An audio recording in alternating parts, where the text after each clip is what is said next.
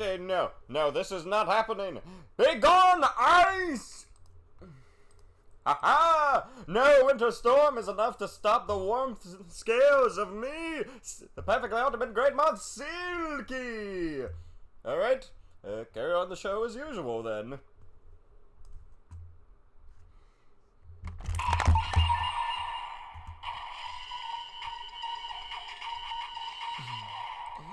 Hello, my Sharkies, and welcome once again to another Bug Fables stream. And, good news! We didn't have a blackout! I guess, all the praying, happened to pay off, and, the power didn't go off. Oh, yeah, so yeah, that's really amazing. I don't know if we just happened to live... I mean, I feel like South Carolina was not getting as hit badly by the storm, but, yeah, don't know how it's going to be next week, but, we seem to be fine for now. And the lucky shiny. What was that again?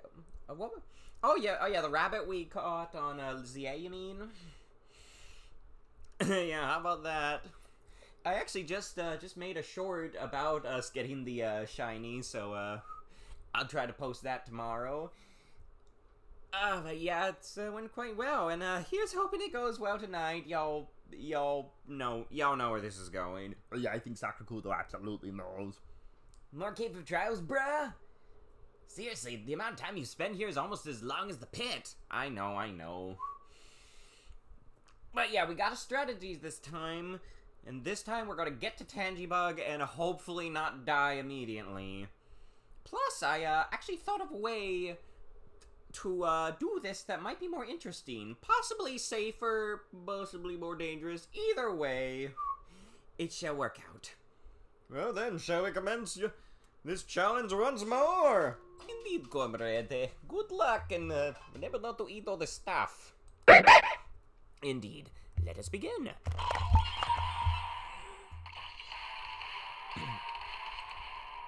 Hello again, Team Snakemouth. Are y'all ready to try the Cave of Trials once more? Absolutely! Let us do this! Yeah. You good to go, V? You, got the strategy? Sure do! Whack him as hard as I can! Good idea. Alright, so... Oh yeah, do y'all want me to take off the hologram medal? Or... I kind of want to leave it on just for fun, at least this time. So not much has changed. The only major difference is I turned the, what was it? Oh yeah, I turned the donut into a queen's dinner because I thought it'd be better. And yeah, still got lots of these, so I'm going to try to avoid using the items as much as possible. Ideally, we should only need to use the smoothies if we're really out. And the queen's dinner or miracle shakes in an absolute emergency. Yeah, here's the medals. Again, the plan, make V as strong as possible. Have these to heal us up between matches. Same here. And, yeah, we went over this last time, so yeah, should work out. Oh yeah, how was Wonderful Precure, Zets, and Pokemon? Is that all? That's all of them, right? Yeah. Oh yeah, they were all great. What was Precure again? I think it was a squirrel. Yeah, I think, dang it, how have I suddenly forgotten the name of the main character? Well, her and the dog were, doing some training, kind of hurt my heart a little because the dog they were training with looked like my old dog, Lady, who, no longer with us. But it was a good episode. I fought a squirrel. It was kind of similar to the chipmunk with more biting things. But it was fun. All that trouble because of a squirrel. I'm surprised the dog didn't freak out more because, squirrel. Alright, let's go ahead and get things started, and I'm doing something a bit differently this time. Rather than doing normal mode again, we're going to do random mode. Mainly because it'll be more interesting, and because if it's random, that means we likely won't have to deal with 2 Deadlander Gammas. So, plus we get a Metal Fedorian, so randomize! And, oh! Son of a Grinch! Okay. Oh my god. Perhaps okay. Well, I guess for now, let's just go ahead and start with our strategy. So first... Yeah, Murphy's Law strikes again. Oh well. Maybe... So, here's the strategy, chat. First we use Taunt, which forces the enemies to all go for Kabu, and then... we whip out our Bubble Shield Light. So, and there we go. And I'm trying to think what we want to do because I don't know if I want to use too much already. Well, we can get. We'll leave Chompy and Moon to get rid of. Yeah, maybe let's just go ahead and start attacking the Deadlander. Or okay, that works too. Get out of the way, Ant. Oh, okay, okay, that worked out better than expected. Oh yeah, Pokemon, yeah, it was really good. Okay, I don't think we'll do the strategy just yet, because I want to get a bit of teamwork points back. It was really good. They went into the Explorer's Fortress. As expected, Charcadet evolved into Armarouge. It was amazing. He used the Mega Buster. I must say, I'm getting really tired of those... of the red and blue villains who... Ow! Okay, I may have not thought this through very well. Yeah, and a giant canyon he done got the power of a Mega Buster.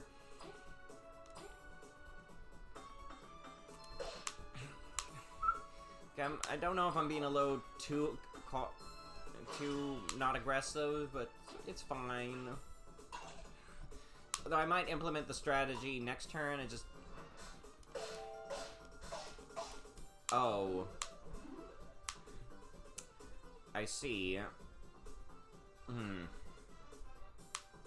Put those too high on the black... Yeah, absolutely, because I feel so bad for their Pokemon. They're not even bothering to train them, like, at all. I really do not want to use a Queen's Dinner this early on, so I think we'll... try for a Taunt. Put on the Shocking Ribbon. Okay, that actually worked out. Could have worked out more if they woke up. Any chance the pep talk? Probably not. Oh yeah, I took that off of Kabu. Let's just try to hit him hard. Like, I mean, they just threw out 2 Salamences. Like, they're not even trying to have any thought or strategy whatsoever. Okay, I think we just lose here. Oh wait, Leif woke up. Is there any chance we can just quit? Okay, you know what, let's start over. Okay. Okay, that did not work at all. I'm gonna, you know, I think we can, we're not gonna need it any other time. So, let's, I could just restart the game now. Let's go ahead and use the bed bugs. Oh, we can't. Okay, one sec. But yeah, now they're gonna have a full-on, battle royale against the Explorers. What do you mean I can't use the bed bug here? What the heck? Okay, forget it, we'll just restart. But yeah, they're gonna have to, each character is gonna have to defeat their respective Explorer rival of sorts. It's going to be intense. And something I'm wondering, Chad, are the legendary heroes still wild Pokemon? Because I'm thinking, you know, maybe our heroes should just chuck some quick balls at them and book it after they beat up the Explorers or something, you know. I hope it works out. I hope they actually figure out how to outsmart Spinel, because I always hate it when heroes are just getting outsmarted by the villain, because a lot of them just don't try. Okay, so, yeah, take 2, and next time, let's just go all out on any Deadlanders. Okay, and let's try this again. Okay, see, that's manageable. We can deal with that. Okay, see, this is fine. So we'll put V in the front. And let's just start by being aggressive. No need to use our teamwork points if not necessary. And let's actually turn Relay to V, so since she'll hit the hardest. Meanwhile, oh yeah, as for the other shows, Zetz, he successfully defeated the Death Game monster. And looks like the girl is now... Yeah, she's got back in the agency. She's got the belt. She's got the new agent belt. And I forget what it's called, so that's gonna be exciting. Now, I didn't realize this when I watched the preview. But in the next game, which is the next dream, which is going to be a RPG, very fun. They even snuck in a little cheeky X-Aid reference.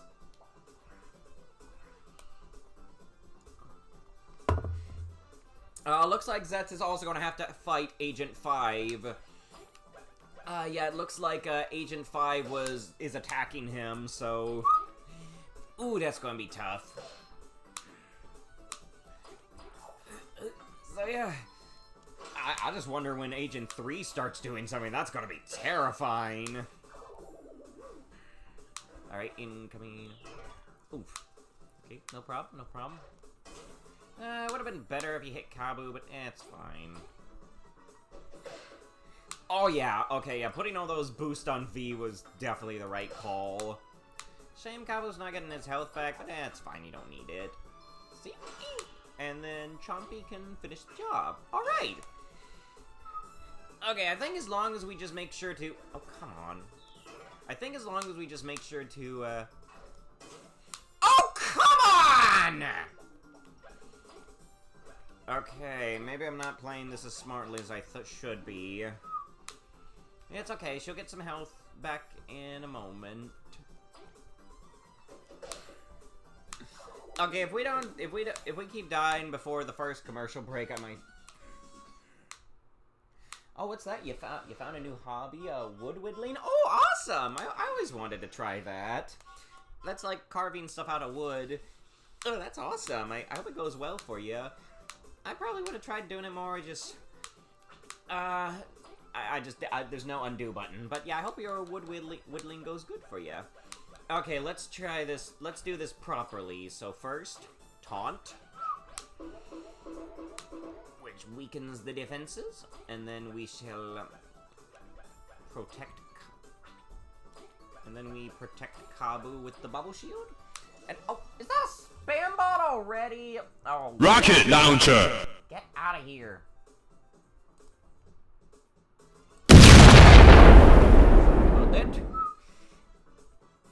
And now we whack. We get whacking with V. Does the 5, which is a lot. And then Maki can finish that off. And here's the best part. Because the leaf bug attacks Kabu. Oh dear. The other two get powered up. Alright, this should do the trick. Alright, and how much damage does that do? 7! Oh yeah, Big Pikachu, just in time. We needed someone to get rid of that spam bot. And praise Suki and Quake Rave.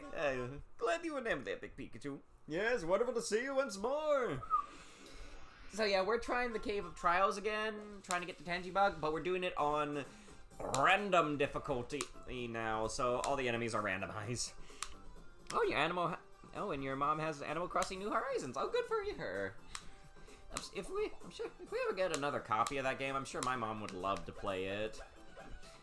Like, I do feel like my siblings and mom played Animal Crossing a ton back in the day. Okay, so here's the strat. Taunt, which gets them to focus on Kabu, and then the bubble shield protects Kabu, and we'll have V just start a whacking. And because Chompy has the teamwork, ribbon, we get more stuff back. Ooh, okay, that might be a minor problem. Yeah, I gave my mom my old Switch after I got the Switch. Oh, that's so nice of you. Maybe I should do that. Okay, so, let's, I'm trying to think. Well, let's see if we can get rid of the Haunted Cloak. Ugh, not as well, so I'm no, and I think, you know, Kabu can probably take some damage, so we'll go ahead, taunt again, and we're gonna, and this time, let's turn Relay to Vee. Oh, and it gives the, oh, that over, that's nice, and let's use Sharing Stash, just to keep her alive, and get more things back. Alright. Yeah, oh, come on! Yeah, the multi-hitting attacks are kind of putting a spanner in the plan, unfortunately. Oh well. As long as Kabu stays alive, we should be fine. But yeah, let's, I don't know if I need... Yeah, let's have Vee take out that guy. And then...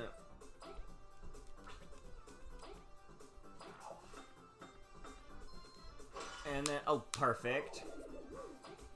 And get more teamwork points back. Nice. Good one, Moon.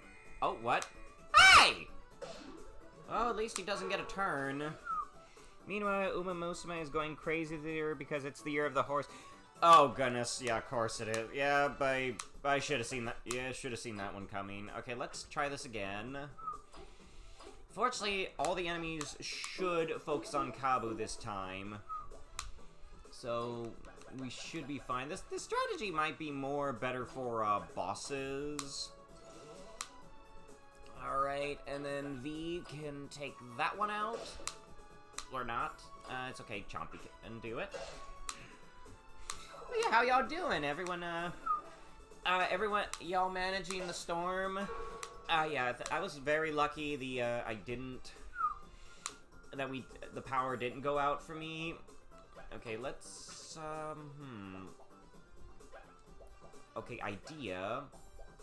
Let's first use another Sharing Stash, just because I'm paranoid.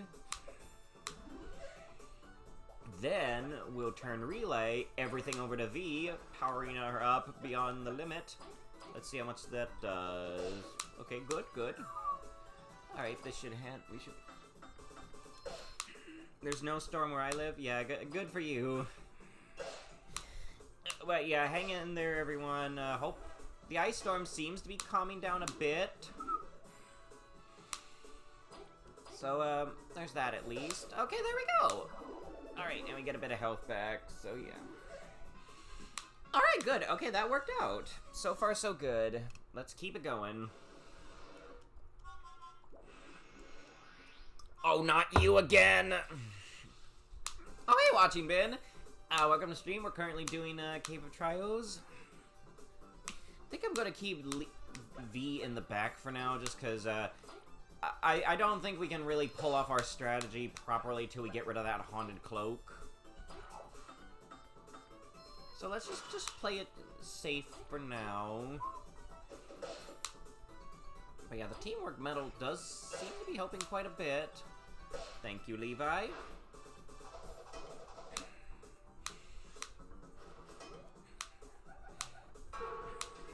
Alright, so far so good. Getting a little worried. Probably, maybe I should have gotten some of those medals that, like, power Vee up if she's low health. That's fine. Actually, can you take that out by any chance, Leif? No. No matter. Yeah, I'm still not entirely sure which... Oh, well, this should do the trick. Oh. But yeah, we're doing things on random. It's going okay. I think we can pop another... No, actually, let's just pop a secret stash on Vee, and just to keep her up. And let Kabu handle it. Again, we want to avoid you. But, yeah, the teamwork medal is working so much better than expected. Not, our teamwork ribbon, I should say, so that's nice. Okay, what's next? Oh, you!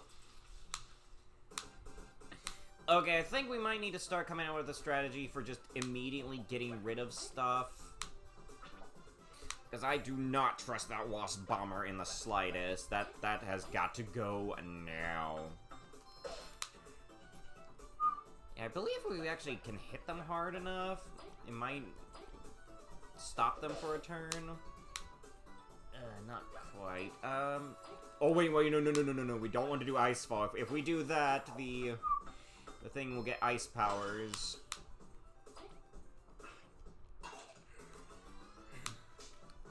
But yeah, here's hoping things get a. Oh, okay. And that's why I was and that's why I didn't think we could use the strat. So, okay, that thing's about to blow. So, let's get rid of that. Like, now. Alright, and I think Maki should be able to finish it off. But yeah, turn relay, and bada bing, bada boom. Oh yeah, we got this. Yeah, Maki can handle it. Thank you. Kind of funny, all this getting through the ice storm has actually kind of made me want to go get some stuff from the last wave of Lego Chima. Yeah, I've been meaning to talk about Lego Chima more lately, chat. Ever since that stream we were talking about Nexo Knights. Still need to get a set from Nexo Knights. It looks like a good show. I need to give it another chance, and I also need to get back to Ninjago or something. Okay, so, let's just keep Vee in the back for now, to, just because I'm a little nervous, you know, let her heal up a bit, let Kabu beat the wall, and then, whack! Not quite, but Chompy can finish it, and Maki can squash the scorpion. But yeah, Chima was... Ah, finally! I finally outsmarted you! But yeah, Chima was a Lego theme they did after Ninjago. It was essentially, how many of y'all know about Lego Chima? Anyone? Well, basically, in a world of just animals, no humans, this magical substance called chi got into the waters, and then when all the animals drank it, they started, well, they turned into people. As in, like, humanoid animals, I should say. And, you know, like, got sentience and stuff. Yeah. I'm gonna put Leif in the front just to, because he's a little good on health.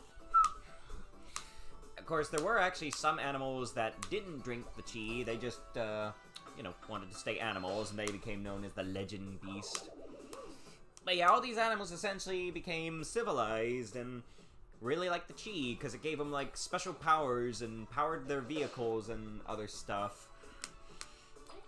And it was a pretty cool world, and it was interesting how they did each of the tribes. Oh, ooh, that could be a problem. The main ones were like the lions. They were like the keepers of the chi. They, you know, all noble and responsible.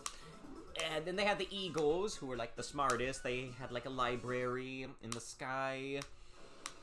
And, what were some of the other tribes off the top of my head?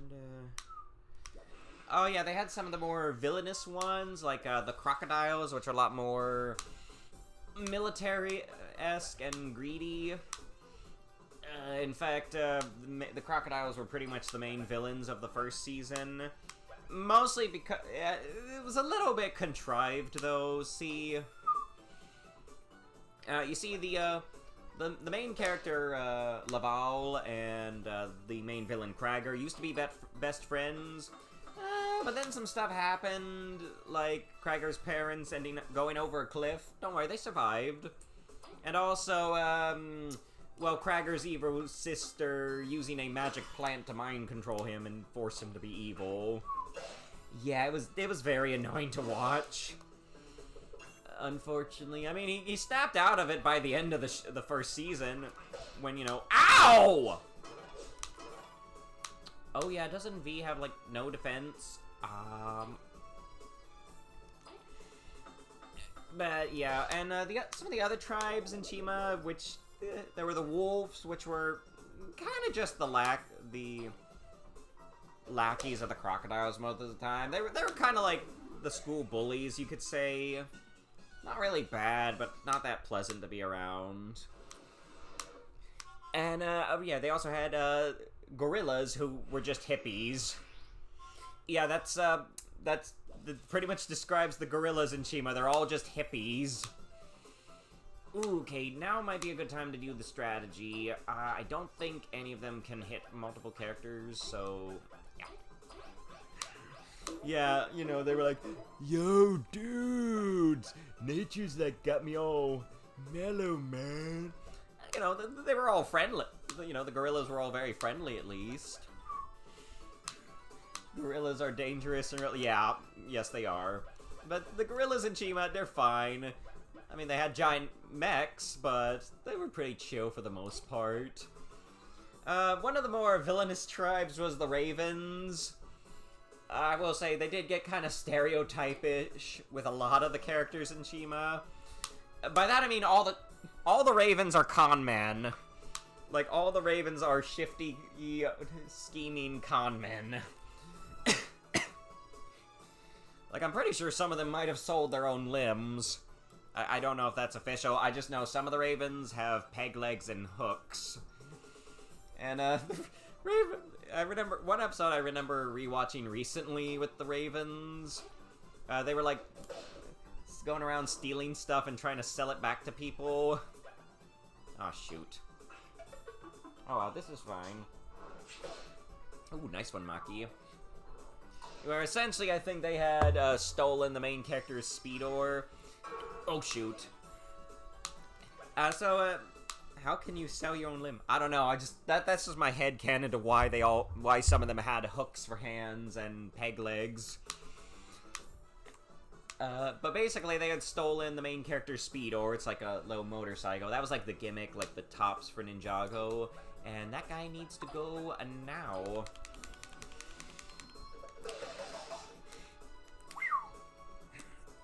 And basically the way they were able to get the speedor back is they kind of... how do I put this? They tricked the Ravens into buying a box of nothing. So they were like, oh, here's a box of it's a box of nothing. And the Ravens like, wait, we don't have a box of nothing! We don't have nothing! How can we have nothing when we have everything? So yeah, they were able to trick the Ravens into trading a box of nothing to get their stolen stuff back. So yeah, that's how greedy the Ravens are. They literally bought a box of nothing, which they immediately went and sold to the rhinos, who are somehow even dumber. So yeah, some of the other tribes, the rhinos, they are very dumb. They're basically as dumb as the rocks they slam their heads into. Like, I think in the market they were trying to sell rocks to people, and the main character's like, why are you selling rocks? Rocks are everywhere. And the rhino's like, they are? We must be rich then! Okay, good. Yeah, let's keep going. Oh, not good lord, not you! Okay, okay, okay, time to do the strategy. Yep, nope. Okay, so in my effort to avoid fighting two at once, I may have made this significantly worse for us. Okay, no worries. We just go full on with the strategy, which is keep Kabu alive. And, throw the paralyzing needles while we're at it. Maybe... Okay, we're fine, see? Oh, that's interesting, he can get hurt. Okay, as long as he can get rid... And, best of all, because he attacks Kabu, that gives Vee the boost. And, now... Die!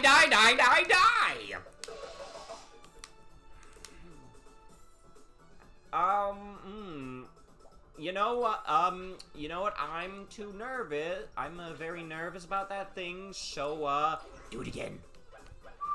Do it again. Actually, on second thought, no, do this instead. Okay, no, that did not work. Oh wait, but I think we can get rid of it. Just gotta... Okay, we're good. We are good, Chad, because Maki will finish the job. Crisis averted. It took up a lot of our stuff, but yeah, it's fine. It's fine.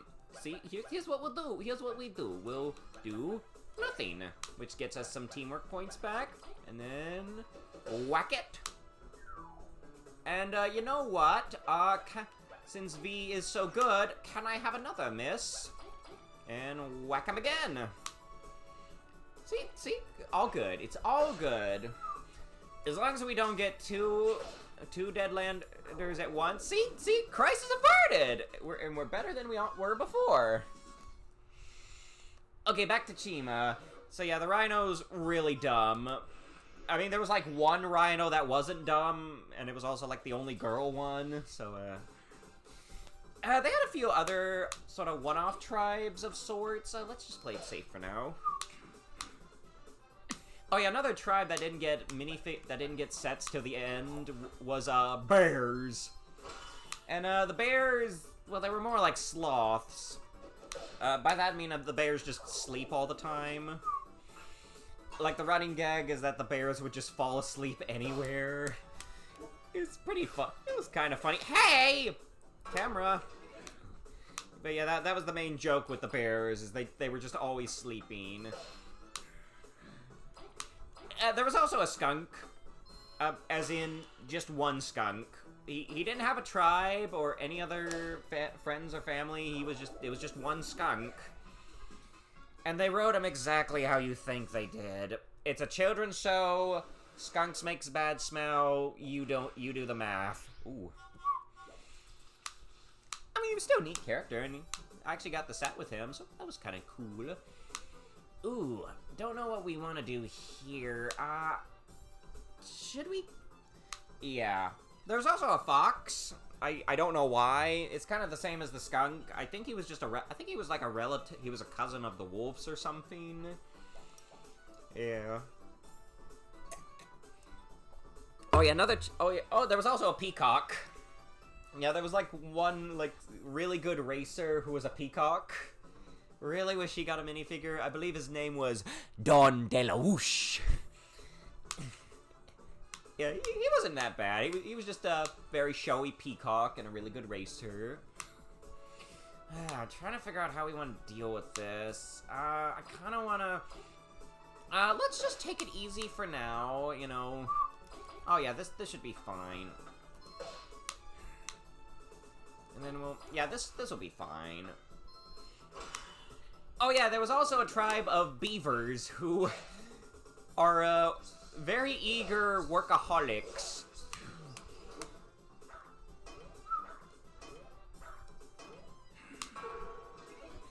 Okay, maybe we do the strategy now. So yeah, the whole thing with the beavers is they love working. They specifically fixing and building things. And they're so dedicated to fixing and building things that the way the beavers in charge gets everyone to behave is he threatens them with a vacation. Yeah, apparently the beavers just hate the idea of a vacation so much that those just start behaving. It's kind of funny. It was like two women like, "Hey, if you two don't stop behaving, I'm giving you 3-day vacation." No! Because again, with the beavers, vacation means they can't build or fix anything. Oh shoot. Well, that kind of comp. Okay, see, this is good because they all go for Kabu. And let's go ahead and get rid of the big brute. Weird we only got one minifigure of the beavers, unfortunately. Real shame, but personally I feel like they kind of looked more like hedgehogs than beavers. And, I think we'll be fine.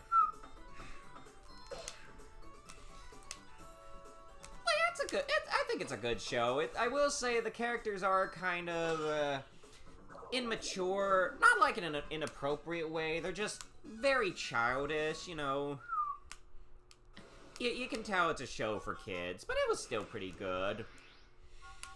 But it got really interesting near the end because the thing about, you see, the chi that they all really love, possibly too much. It was yeah, let's wait a turn just to heal up a bit. Yeah, let's do that. You see, it started disappearing. Specifically, there's this dark cloud that would just show up and steal the chi directly from the mountain. Did you see the Gozuja monster yet? Was it the one you sent me a picture of? The one you said looked like the vacuum from Teletubbies? Yeah, I think I saw it. Or are you talking about something else? Yeah, I saw it. Didn't quite see the resemblance, but, you know, seems alright. Is it like one of the big final monsters or something?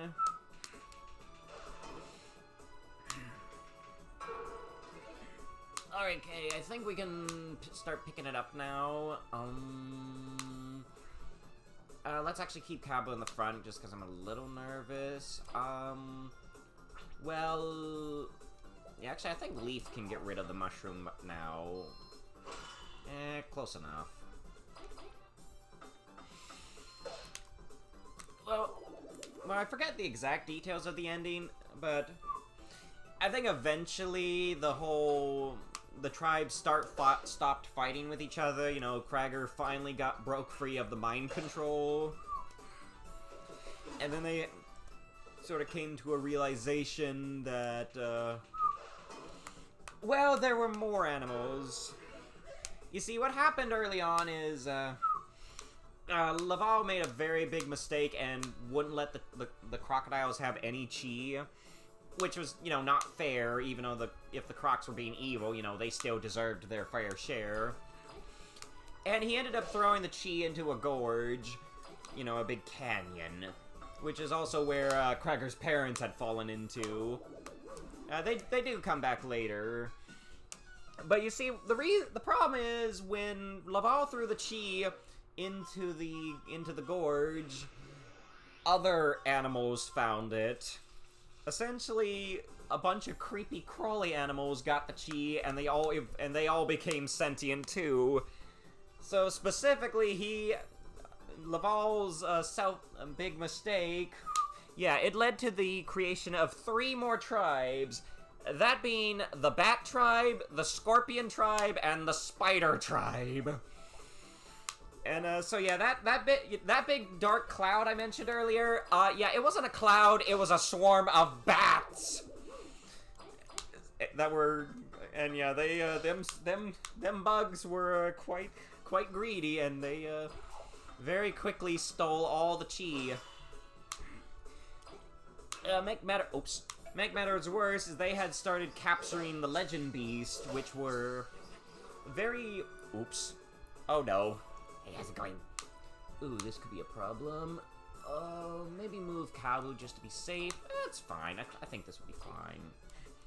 So yeah, he accidentally created 3 new tribes, all of them and none of them are friendly in the slightest. So, yeah. Essentially, So yeah, all the main characters had to make a journey to the Outlands, where all the chi had been stolen, as well as the Legend Beast. And Legend Beasts were essentially animals that didn't drink the chi water and just chose to remain animals. Worked pretty cool in set-wise. We ended up getting some nice brick-built set. And the neat thing about the Legend Beast is when the respective tribes are near their respective Legend Beasts, they get some power boost. Oh shoot, a Deadlander! I forget the exact details. Okay, no. Okay, start the strategy. Oh, there's a bomber too. Okay, we need to get rid of the bomber first. Oof. Because okay, let's just start this.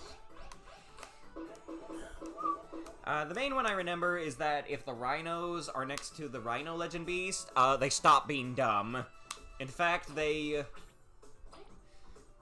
instead of being dumb, they become completely intelligent and academic and start talking in quantum physics. Pretty funny, and yeah, let's get rid of the bomber as fast as possible. Because I guess we got rid of her a little too fast. And wait, what? Wait a sec. Oh my goodness, my computer's not. Oh my goodness. Mayday, mayday, mayday. Emergency. I just realized my computer is not plugged in. Okay, we're good. We're good. We're good. Whew. Okay, sorry about that. Okay, we're good. We're good. It's all good. I think we can, I don't know if we want to bother with the taunt strategy, actually, because, well, that thing's probably gonna hit everyone. But yeah, I kind of stopped watching around the time they got to the, Outlands, unfortunately. I got to see a little bit. Mainly, like, I saw the episode where they saved the Raven Legend Beast. It was pretty funny how they did it, actually.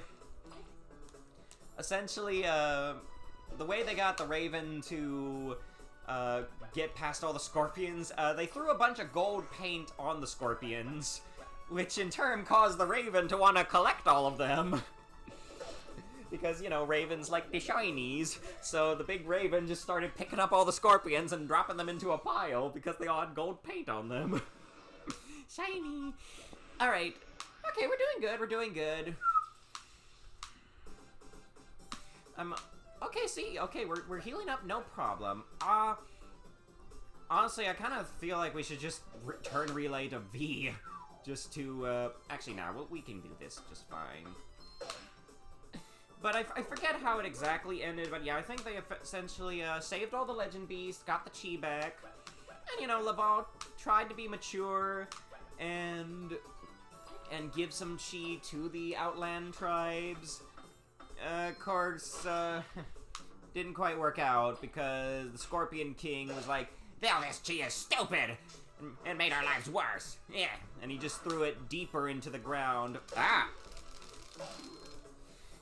And, there was something else in the ground, chat. You see, there was something frozen in there.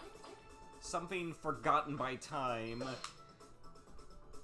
And that would be the Ice Hunters. So yeah, in the final wave of Chima, the big bads were essentially extinct animals, known as the Ice Hunters, which are a bunch of tribes that are, well, they're ice zombies. They're essentially creatures whose flesh was rotting away, and they had to literally use ice to replace some of their limbs. So their whole shtick was they were going to freeze Chima so they could sustain themselves. I don't know how we want to do this here. Let's just play it safe for now. So yeah, basically wherever they went, it would cause it to snow and freeze everywhere. And yeah, I think first the start, the Ice Hunters, they had 3 main animals. That being saber-toothed tigers or Samelodons. Yeah, I think they were like the main ones. Their leader being Sir Fangar. And for the next tribe, they had vultures. Not the brightest bunch, but, and, you know, not technically extinct, but, you know, vultures fit the ice zombie theme, right? Okay, I think we can start being a little more aggressive. Yeah, I think better just let Vee keep doing things. And then they also had mammoths.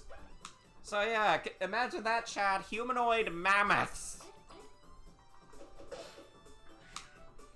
Alright, let's go for the ice falls. Actually, no. We'll do this, because I don't trust.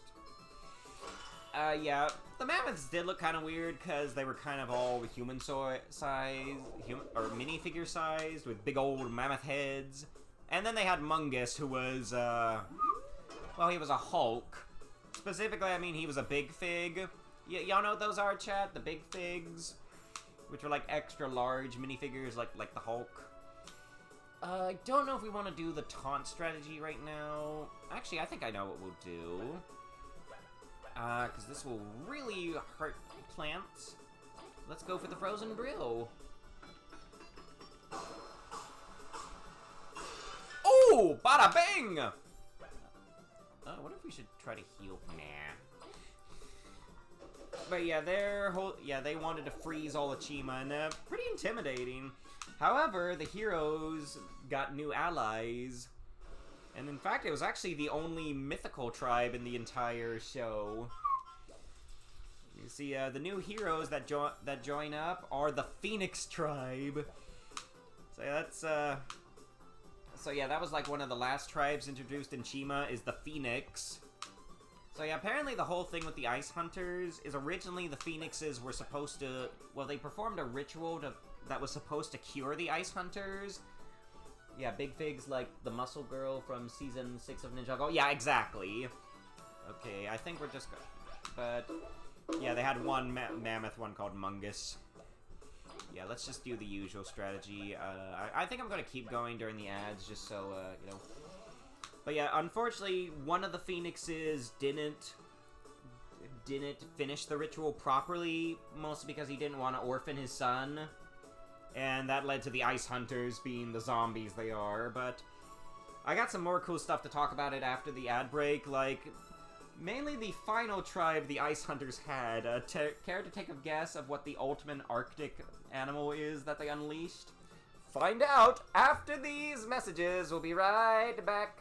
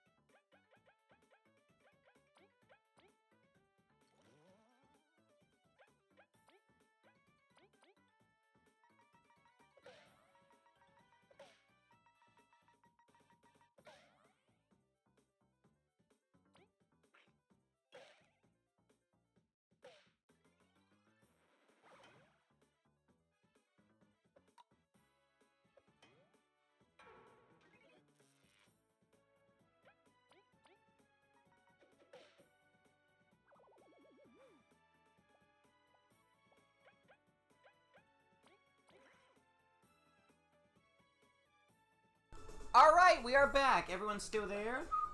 But yeah, it's going good. We just made it.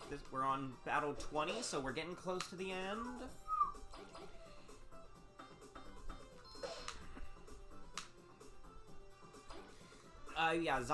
Zombie. Yeah, the zombie showed up. Oh yeah, back to our discussion of Chima. Oops. Ooh, that complicates things. The Phoenixes, they kind of funny, they were the only mythical tribe. And they gave our main heroes the power of Fire Chi, which, you know, is basically what let them fight back against the Ice Hunters. You know... Ah! Dagnabbit! Ooh, I don't know if I want to use a Miracle Shake. I think we'll be fine with just a Pep Talk. And a Hurricane Toss.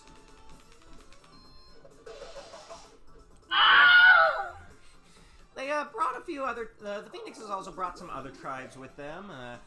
I think it was mainly tigers and maybe a leopard. You know, just more fiery cats. I think they're... Oh. Yeah, I believe they also had some lionesses. You know, so Laval could have a girlfriend. Yeah, surprisingly enough, they didn't actually pair Laval with the main girl of the show, Eris the Eagle. Funny enough, at some point she seemed to have developed a crush on the on the main rhino for some weird reason. I guess she thought his dumbness was kind of charming. Might be a little preemptive, but better safe than sorry. And there was also well, they did one thing, a weird thing with one of the lioness's father, is when you meet him, you think he's a panther because he's all black, but turns out later, no, he was actually a tiger. His fur was just so singed that it looked like a panther. So, yeah.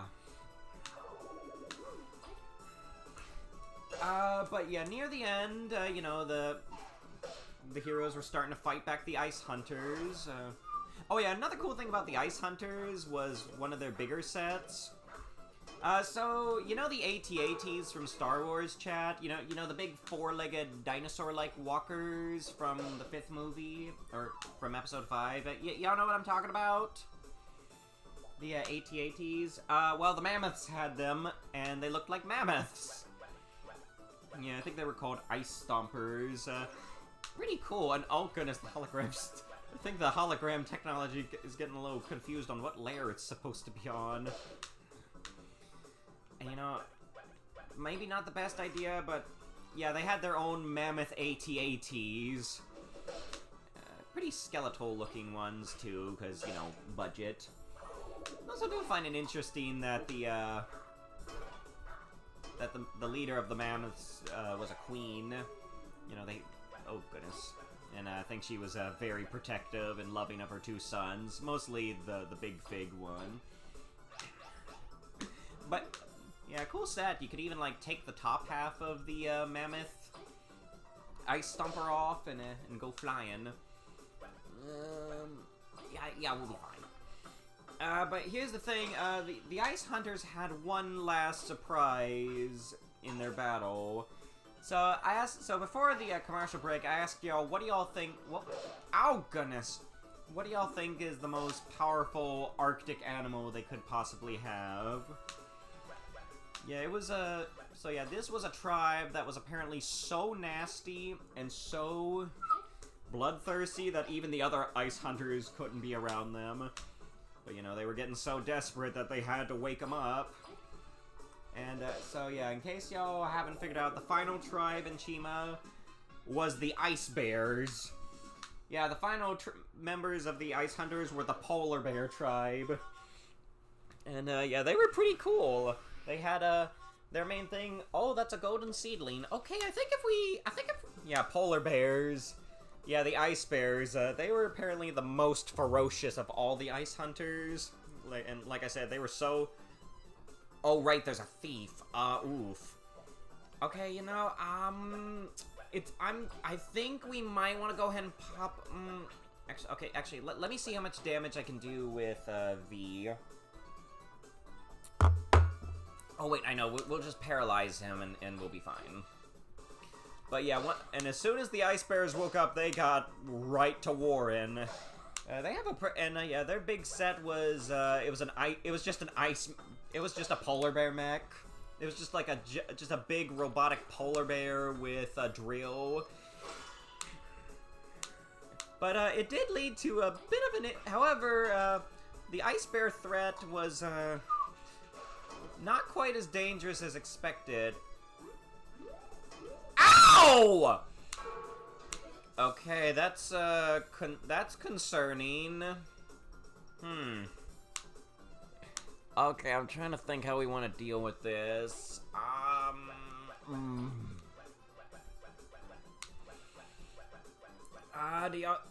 trying to think if we want to heal or...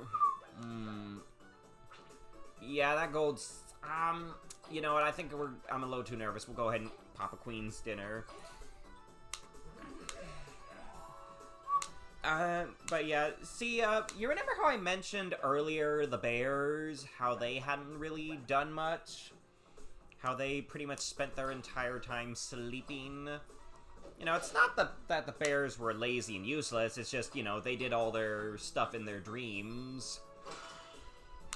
Well, you see, the moment the Ice Bears woke up, the bears felt it. So, it turns out the bears really hate the Ice Bears. Oh, bye. So what ended up happening, chat, as soon as the Ice Bears started rampaging, the bears woke up. Like, the bears who had been doing nothing for the entire show woke up. And it was a pretty cool moment, because, you know, the bears are normally all kind of all dopey and very like, oh, I just want to sleep and dream about honey. I'm sleeping.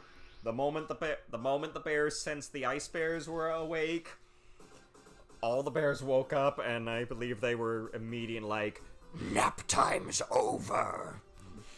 Yeah, and then the bears all came out with their own mechs and started fighting all the Ice Bears. So yeah, that was fun. Yeah, we'll have Vee take that guy out.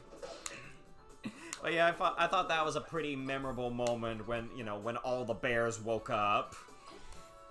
You know, it's pretty fun when the characters who have been sleeping for the whole show suddenly got serious. Very, very epic moment. But yeah, I forget the exact details about how Chima ended. I believe, you know, the youngest of the Phoenixes was able to, like, you know, fulfill his duty and complete the ritual that permanently healed the Ice Hunters. Yeah, basically they performed a ritual that just literally fixed everything. It like cured the Ice Hunters of all their ice and rotting flesh. And it made everyone nice in Chima. It even made the skunk stop stinking. So now when the skunk farts, instead it smells nice and it makes flowers grow. Yeah, maybe don't think too hard about that. But yeah, after that, everyone became good. Oops. Dang it. I'm gonna go for an ice fall just to be safe. But yeah, it all ended, and then it was revealed. Oh, yeah, so instead of stinking, the skunk just makes flowers wherever he goes. But yeah, all the Ice Hunters were healed, everyone became friends, and it turns out that Chima was just a small part of an entirely bigger world. But yeah, it was pretty cool, Chima. Oh dear, that's, okay, let's immediately start the strategy, because that makes me nervous.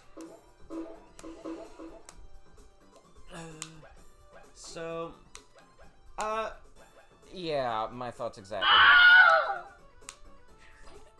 But yeah, funny thing, you know how I said Chima was a part of a bigger world? Well, So, chat, do y'all remember the Possessed season of Ninjago? Specifically near the end where Lloyd and Moro were fighting over the Realm Crystal. You know, the one that lets them transport between the 16 or whatever realms of Ninjago. Yeah, y'all know what I'm talking about, chat? Ooh, perfect. Well, guess which realm happens to be... Yeah. Cameo? Yeah, turns out Chima is actually part of Ninjago. Yeah, during Season 5, they happen to end up in Chima briefly. Yeah, so it turns out Chima was part of Ninjago the whole time. Ain't that something? And that actually leads to a bit of an interesting note regarding the current season of Ninjago. So, for those who haven't been keeping up with it, Ninjago, the whole thing going on with Ninjago is, all the realms merged. Like, you know, I think I explained it before, basically one of the Source Dragons died, specifically the Source Dragon of Balance, and, if a Source Dragon dies, reality starts to unfold. I'm gonna sneak in and do nothing so we can get some teamwork. So when this happened, all the realms merged into one. So technically, Chima is part of the world of Ninjago now, and there is a bit of an interesting note.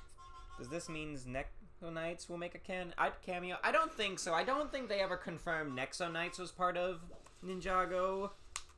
It'd be cool if it did, though. Oh, shoot, another thief. Well, we know what to do, chat.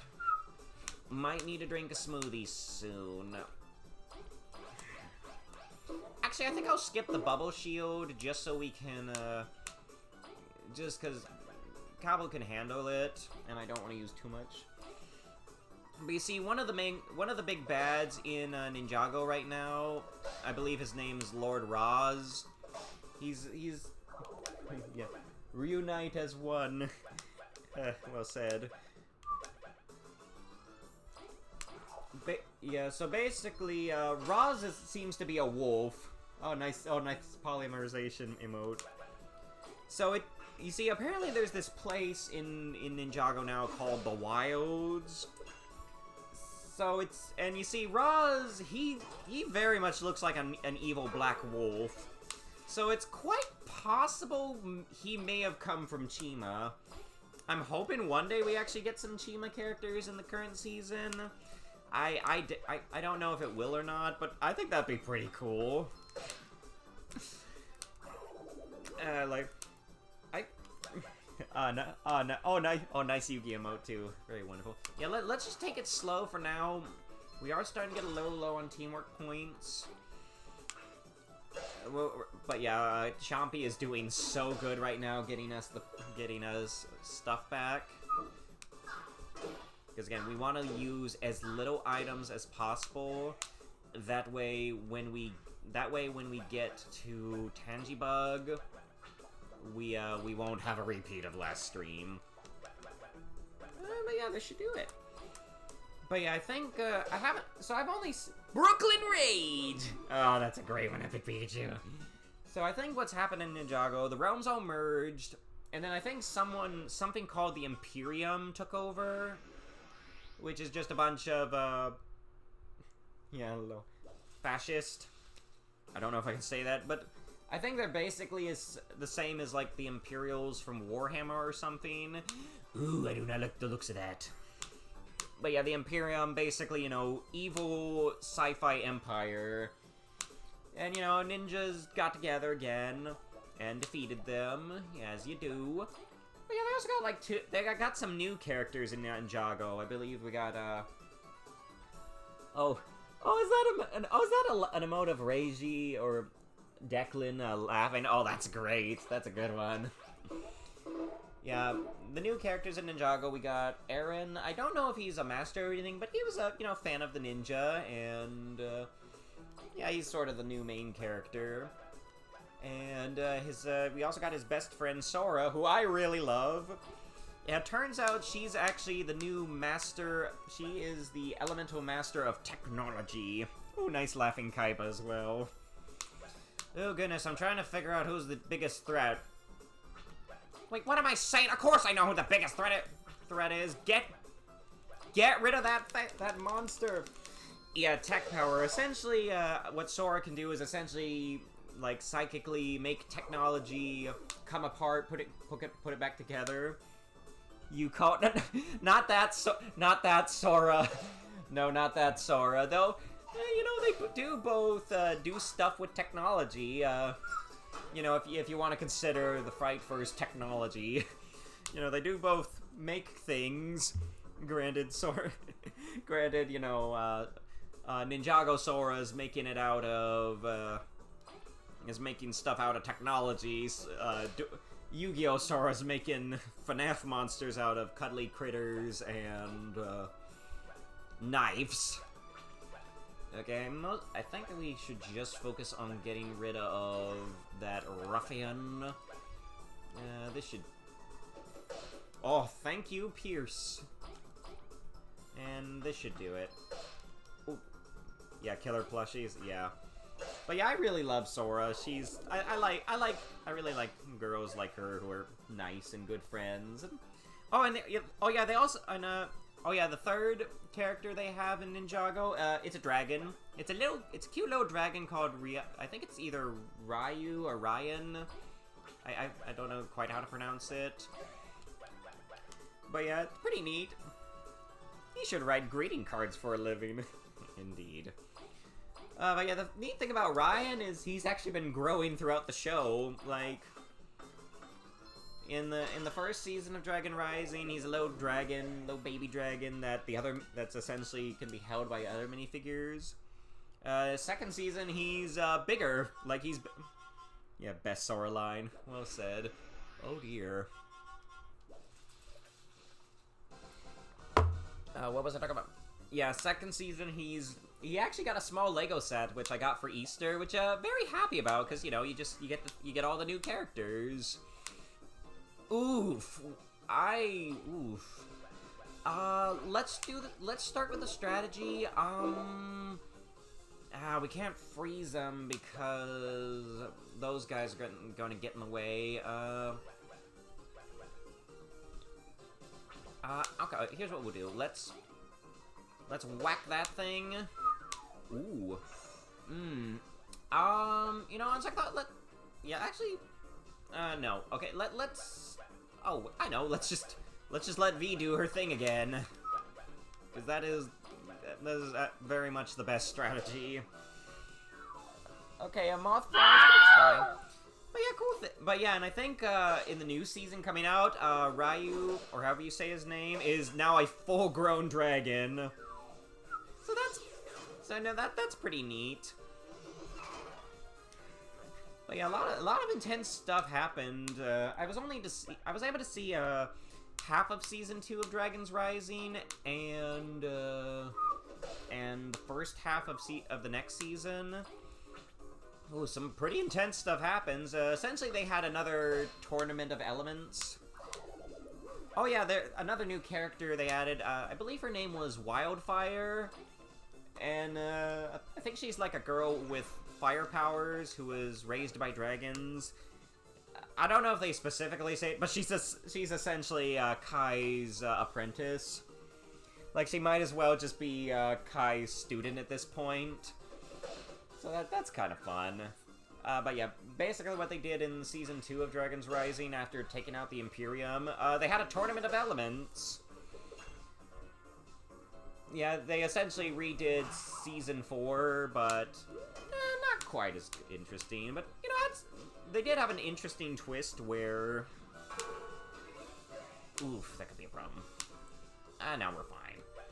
Where the losers' elemental powers would actually go to the winners. That was pretty neat. I think Kai was absent for that season for a while. I think he got banished to, like, a dark realm or something. Which I think they actually did do a show about.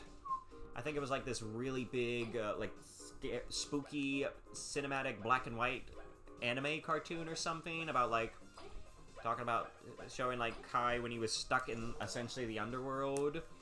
Looked pretty cool. Oh, but yeah, I think we're doing good. Oh, and oh wait. Oh, good.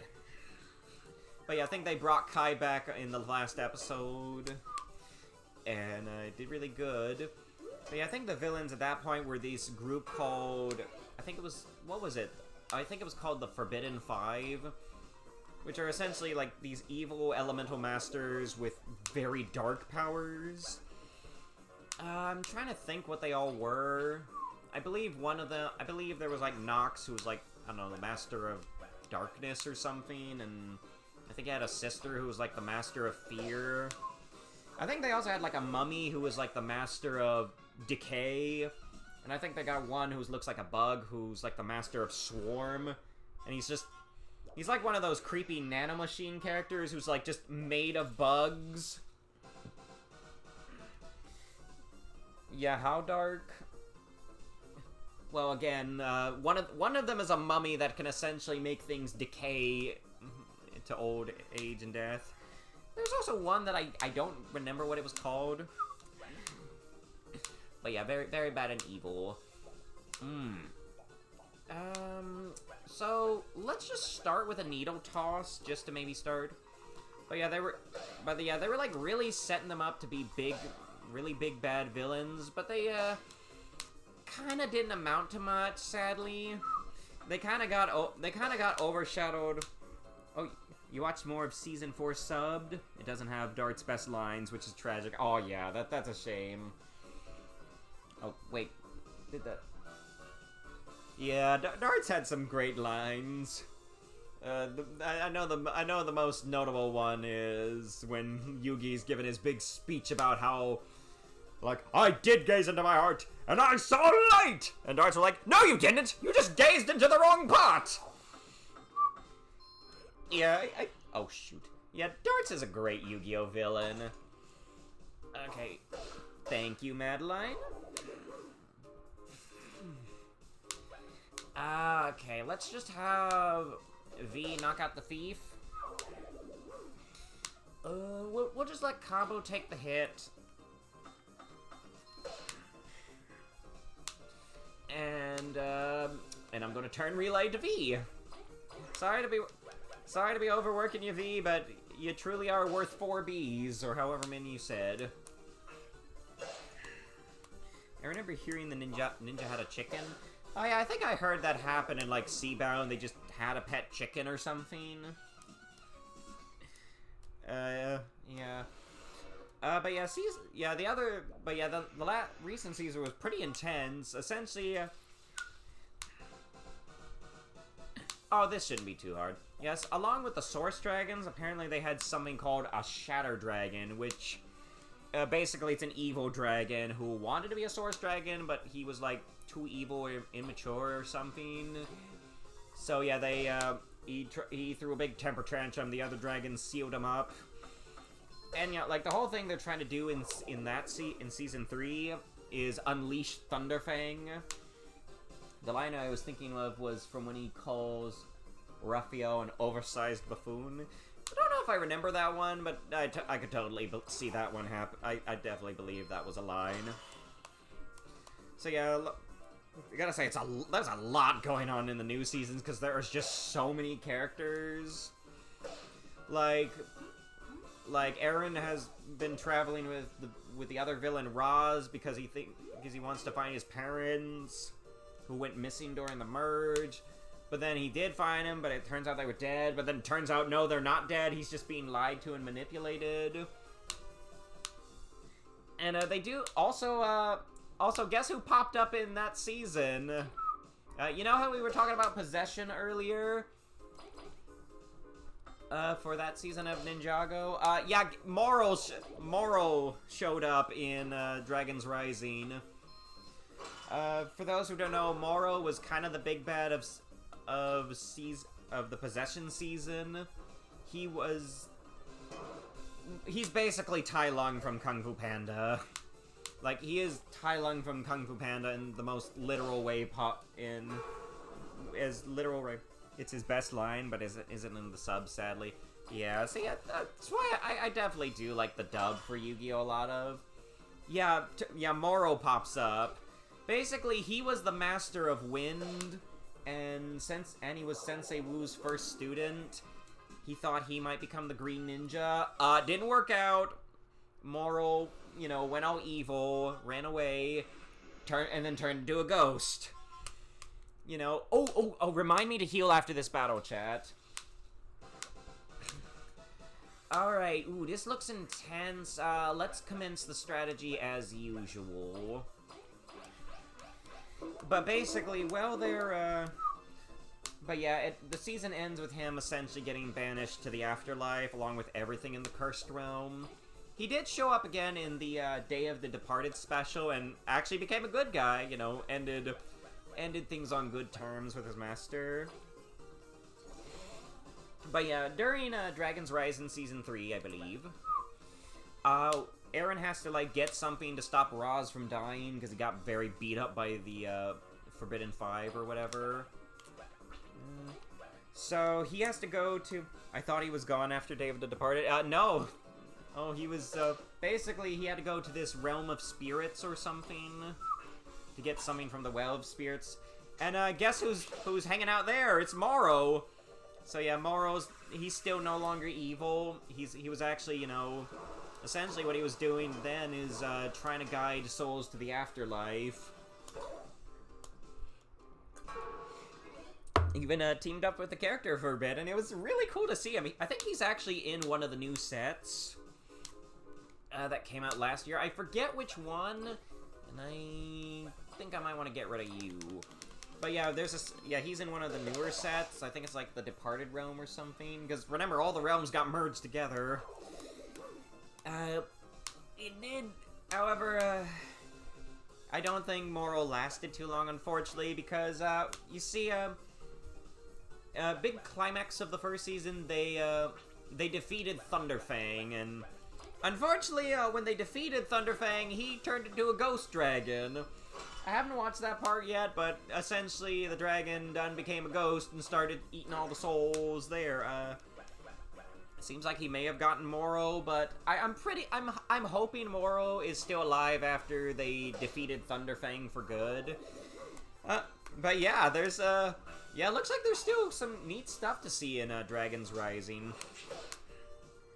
Yeah, I forget I don't know exactly what's happening next. Oh dear, and I just remembered.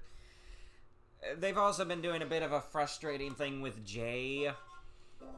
Oh yay, okay, and now, heal up. Okay, we're doing good, chat, we're doing so good. Do he still have the water weakness? Probably. I don't know, it's just tricky, because, you know, when the ghosts were defeated... Ooh, that's a lot of chompers. They would go back to the Departed Realm. You see, in Ninjago, if a ghost touches water, it essentially evaporates or disintegrates because, you know, water is it's too ever-changing. And so oh yeah, and for those who didn't watch Ninjago, the Departed Realm is an entire entity. Yeah, the actual big bad of the show was the Preeminence. Yeah, the entire realm is just a living creature that wants to go eat everybody's souls. Pretty cool. I kind of wish they would bring her back, or maybe make a Lego set. But essentially, the season ended with the entire Cursed Realm being destroyed, and all of it went to the Departed Realm. Yeah, now all the realms are merged, so I don't know how it happens now. Oh, and also in the sub, when Atem duels Yugi, Yugi's conversation leading up to duel was way different. First off, Atem never apologizes. Second, Yugi is way more of a savage. Woof. Ain't that something? Yeah, the Preeminent is absolutely a Lovecraftian monster in every way imaginable. It's essentially a giant eyeball with tentacles. And again, it's an entire world in it, and it just, all the ghosts are just living inside of her. Ooh, that was a good season. Yeah, let's keep up the strategy as usual.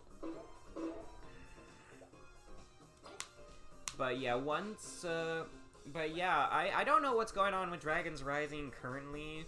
I think some of the Source Dragons, like, quit their job. Because I know, I believe one of the big sets last year was the Source Dragon of Focus. Yeah, granted, I don't know why the Source Dragon of Focus has 2 heads, but okay. And I think that's what they use to, like, permanently destroy Thunderfang. But, yeah, I don't know what's happening. Oh, right, I got ahead of myself. So, they did a bit of a frustrating thing with Jay. And by that I mean, when the merge happened, he... oh, I remember that the fans were trying to make her look like a pretty boy. Of course they did. Of course, people. Yeah, Rule 34, am I right? I'm trying to think if we want to be more aggressive. Let's keep doing it.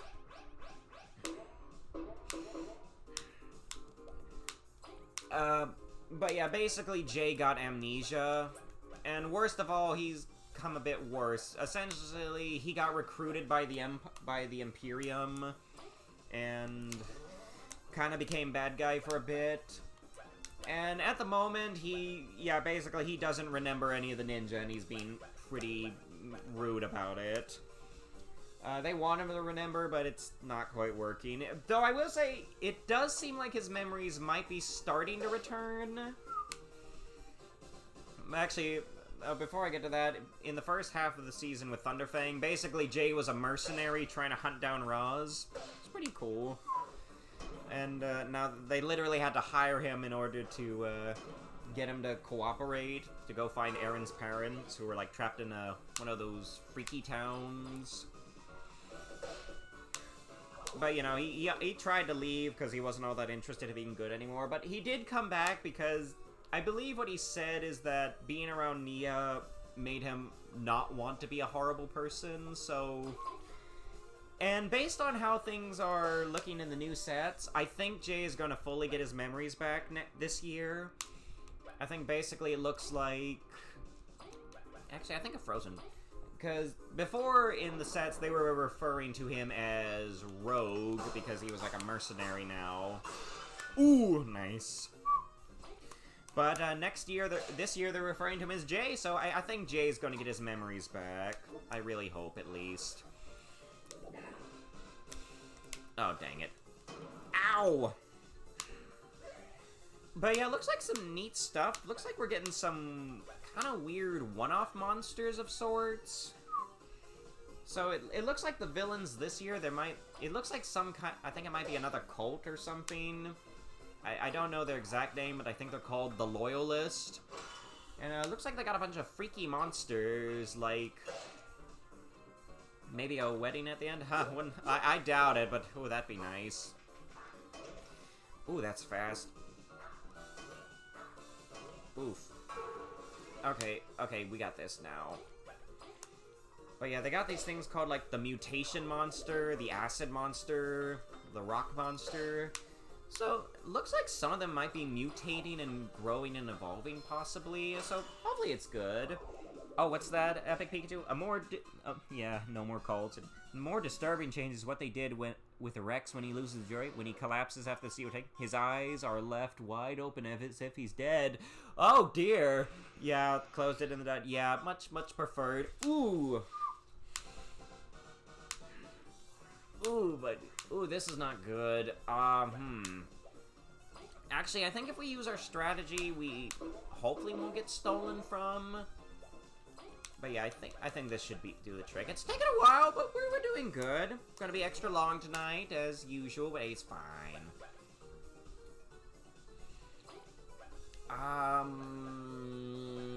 Trying to think who's... Yeah, let's just go for a Needle Toss. Probably only gonna hit the Thief, but... We cannot risk... Wait, didn't I put the thing that... I don't remember. Oh well. Alright, Zasper, do your thing. You had enough of cults from Season 4? Indeed, yeah. Remember, kids, cults are bad. Absolutely. Even if they give you free noodles. Ooh, that could have been bad. Okay, so... I don't know if we want to use the taunt strategy, but what I do know is we need to get rid of that Wasp Bomber now. I'm not having to repeat... Need a battle 40. Ooh, perfect. And, yeah.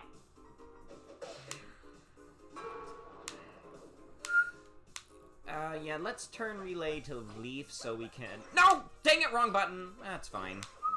Okay, it's all good, it's all good. No worries. But yeah, I'm looking forward. The main thing that's got... And awesome tattoos. Yeah, especially if they have awesome tattoos. Those are the worst kind of cults. Oh, shoot. E. Okay, we're doing good so far. So let's do a bit of nothing just to be safe. I don't think we... Yeah, let's not bother healing. Let's just have Leif finish him off.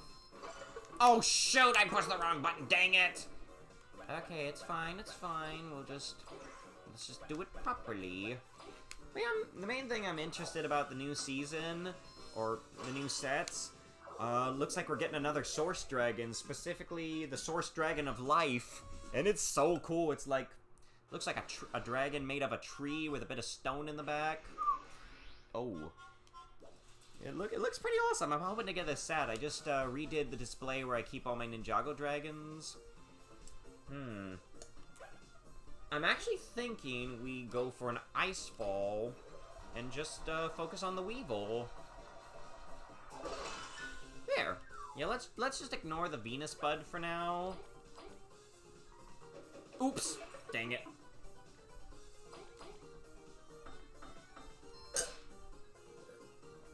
Pardon me. Thank you, Chompy. And nice one, Moon. Awesome!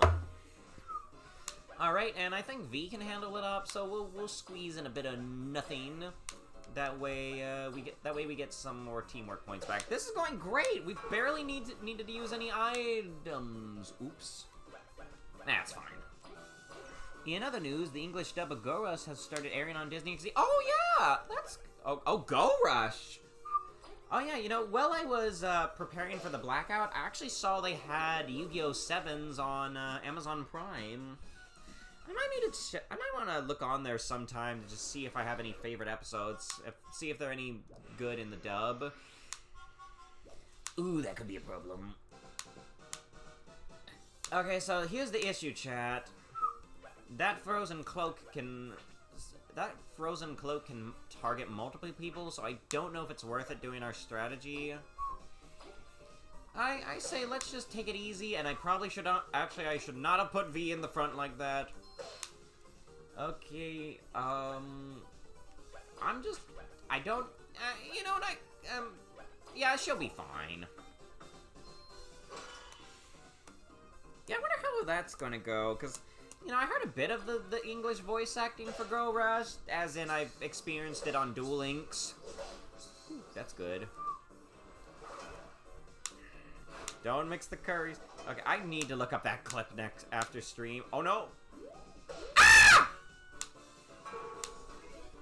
Okay, that could be a little bit of a problem.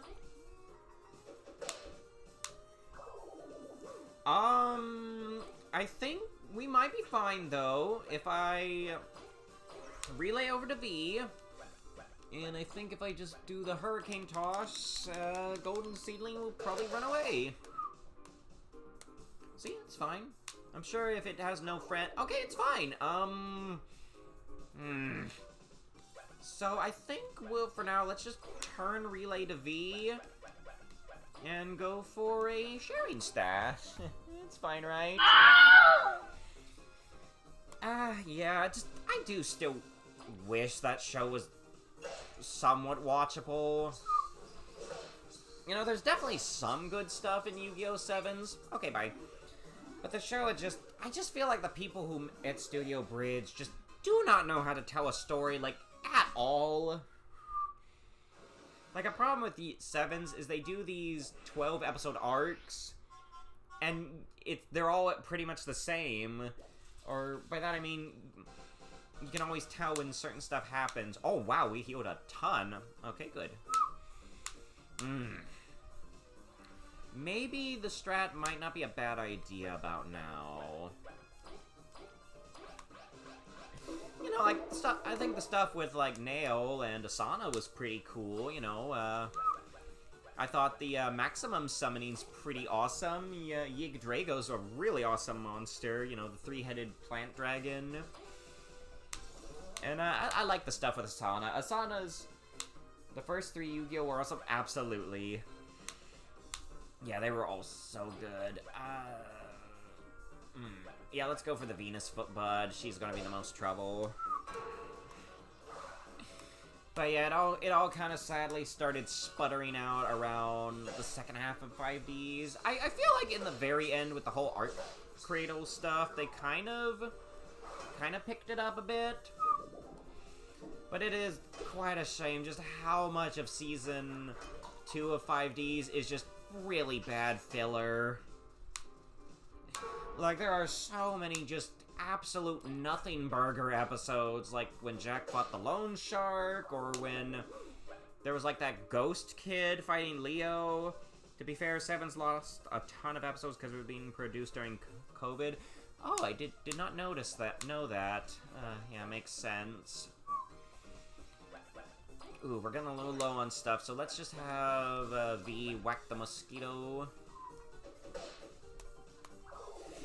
But yeah, I honestly, I do feel like, what is it, Zexal might have the most either Zexal or Arc 5 have the most wasted potential of all the Yu-Gi-Ohs. Because everybody's talked about before, Sevens, oof. Or not Sevens. Zexal. Now, I was able to enjoy Zexal when it aired because I didn't watch the first few episodes. Like, the first few episodes are so hard to get through. Because, you know, they're all two-parters, so... You know, that's a lot more of a time commitment you're asking of the audience. And mainly, oh, Yuma is such a brat! He is so bad in those first few episodes. Like... Oh, good. I mean, this isn't even about him not being good at dueling. I mean, that's fine. You can work with that. But he doesn't have to be such a spoiled little brat about it. Like him just acting, you know, essentially throwing temper tantrums whenever Astro tries to help. Oh, like, yikes, the first few episodes. Oh my gosh! Oh no. Mayday, mayday, mayday! Emergency, emergency! Okay, I think we can handle this. We'll just taunt. And shield, and go ham at destroying Deadlander Gamma. Yeah, Yumo's annoying. Look, now, because I ended up watching the show later when it was getting into the Dual Carnival arc, Yuma wasn't as bad. He had matured. He was better by that point. The issue is, you gotta get so much of the show, at least the first half, is Yuma being just the most annoying little bratty kid that it's hard to get through. And it's just a shame, because of that, you end up missing a good chunk of the good stuff in the show, because Yuma is just so annoying. Yuya was always toxic happy, and Yusaka was emo. Yeah, the first few episodes are rough, but it gets better after that. Yeah, absolutely. Like, by the time of the Dual Carnival, I think Yuma does stop acting like a brat. He's still a little annoying, but he's at least tolerable. And I also say, his monsters are really not that interesting. Like, they're just a bunch of random dudes that have a funny title name, that have, like, the onomatopoeia whatever title. I don't know. Okay, I think it might be time to pop the schmoothie. But yeah, I will say, like, and again, just, the duels are just boring. I mean, so many of the duels are, it is always just the characters summoning their boss monster as fast as possible. Okay, I don't think we have enough, so let's pop a smoothie. And, let's just, focus fully on getting rid of Gamma. Or doing that. That works too. And I believe if we relay to Vee, she can get rid of the warden.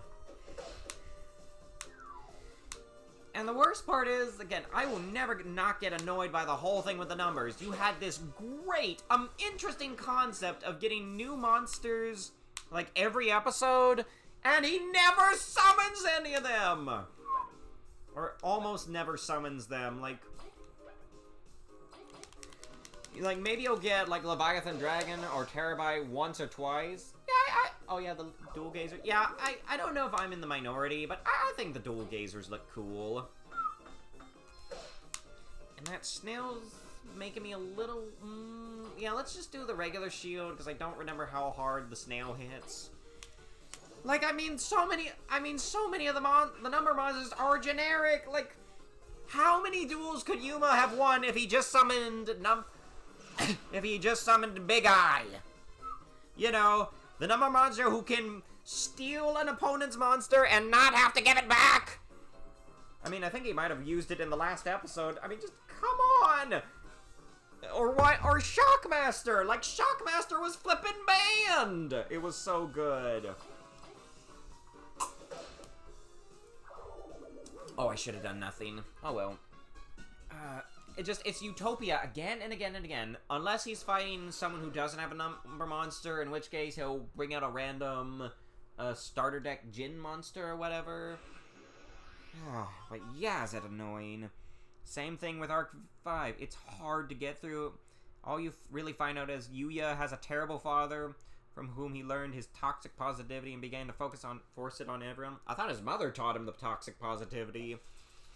Yeah, oh my, there are so many problems with that show. Ooh, that's a lot of baddies. Strategy as always. Oh, yeah, like, oof.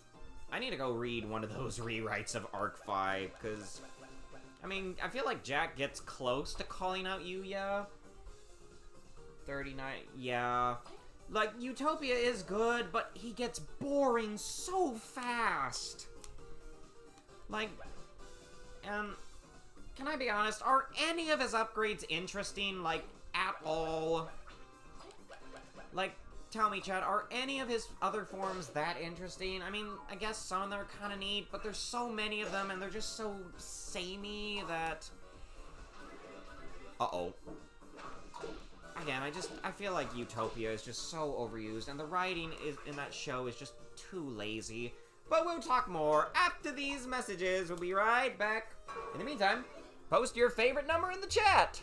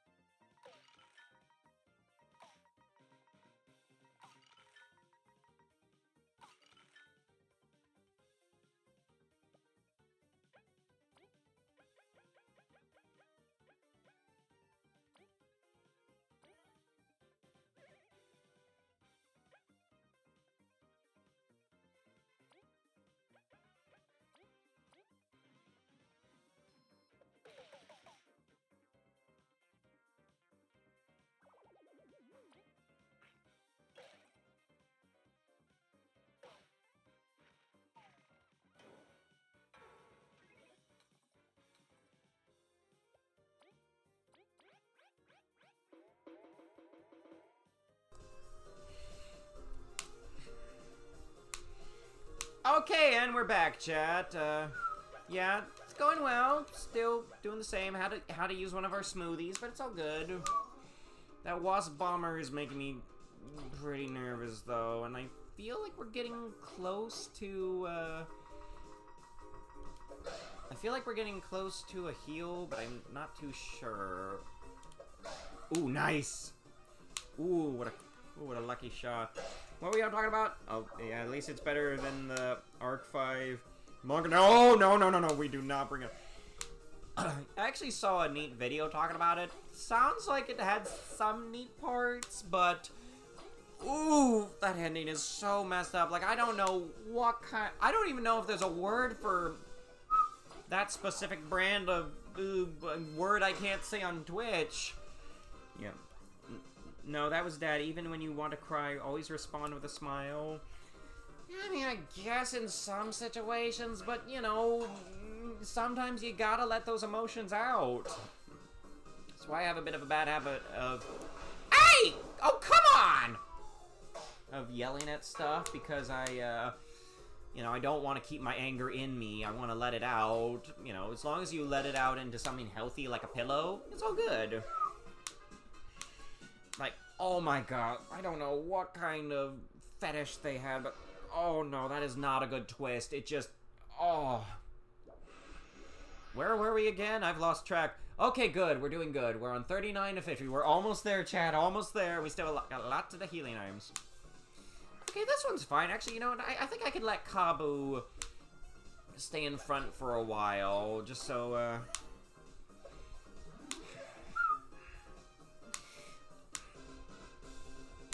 there's just no word. Again, just bottling up your always having to be one emotion is not healthy. And again, you know, the smiley thing can work, but not in this flippin' setting! Like, telling everyone they need to always be happy and smile is not something you say during a flippin' war! Like, even the most annoying protagonists in Gundam don't do that! I mean, they might preach about pacifism, but they don't demand everyone be happy. You know, he takes it to extreme, like, you can't be negative ever. Like, again, that's a war! You can be happy after you're done with the flippin' war! Like, I feel like maybe if Arc 5 wasn't so big, didn't have such a big, you know, plot, if it just stayed in its own dimension, then it might work. But because it's trying to do this big interdimensional crossover war, you know, Yuya's mindset does not work. And I get it's a children's card game, it's meant for fun. This is not the time. Also, so annoying that the professor gets off scot-free. That jerk is definitely on the blacklist. And one of the first things I do, and if I ever do get around to writing that Arc 5 sequel to fix it, the first thing I do is doing to him the same thing I did to Sonya in the Fire Emblem stream. I hate characters like them who just ruin the whole time, who ruin the beautiful gift of redemption. I hate, because redemption does not mean you get off scot-free. What redemption should means is you're gonna try to do better and pay for your crimes. You know, the only good thing in the manga was Yuri being a good guy. Yeah, indeed. Goodness, I do not know how to feel about Yuri at this point. Ooh. Like, it's so weird how they did him in Duel Links, where he's just a troll. Like, he just messes with people just because. It's like they took out all. It's like they defamed him. It's suffocating. Like, if you say anything remotely negative, they'll yell, "Negativity detective, burn them." Yeah, positive. It's toxic positivity, very bad, and can lead to so many problems. I'm just saying, fix the problem, then you can be positive. Or maybe while you're being happy, fix the problem! You know, you can do it with a smile, just fix the bloody problem already! Like, I despise villains or characters who use redemption as a get-out-of-jail-free card. No. I'm not saying the villain has to die when they get redeemed, because I hate when that happens too. I'm just saying, at least have them face the consequences. You know, I don't know, maybe pay a fine, maybe some community service, something. Maybe a stern talking to with a little psychological torture, at least. Alright, okay. Only 10 battles left, chat. We're almost there. And yes, here, let's use our last heal. Okay, we're doing great, chat. We're doing good. Would you rather... Arc 5. Yeah, I would rather watch Arc 5. I'm sorry, Plus, I've already seen most of Coraline. I do not want to go near that. Because of that movie, I have to constantly look at mirrors to make sure I still got my eyes. Because, you know, at least Arc 5, I can look at the monsters and be like, hey, cool monsters. Goodness, I don't know if we even want to use the shield at this point. These, feel like we don't really need to bother. Actually, we'll bother with this, just to, oh wait, actually, make sure not to hit the crawler, because...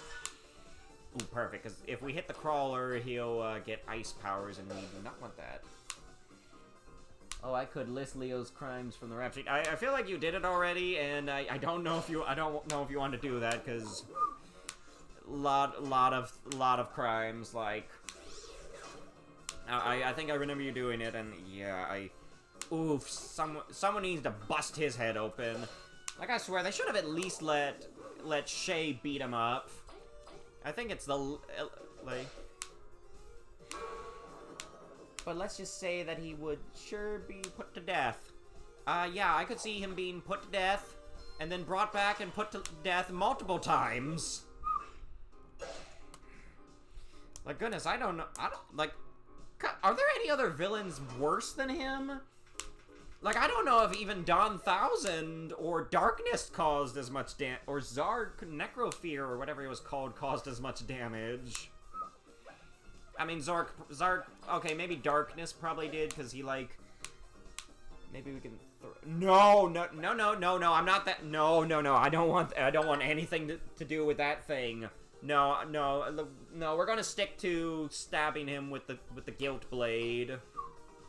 And maybe a bit of beheading. You know, that way he's still alive, but, you know, you can't really remove the stuff, because, you know. Yeah, please do not bring up that movie. Like, that's like one of the 3 things I'm most terrified of in terms of, like, individual monstrosities. The other being the final boss of Earthbound and the Redeads from Zelda Wind Waker. Like, I can't think of many other video game enemies that have filled me with as much terror as the Redeads. By any chance y'all know what Redeads are? Because they are probably the most horrifying enemies in all of Zelda.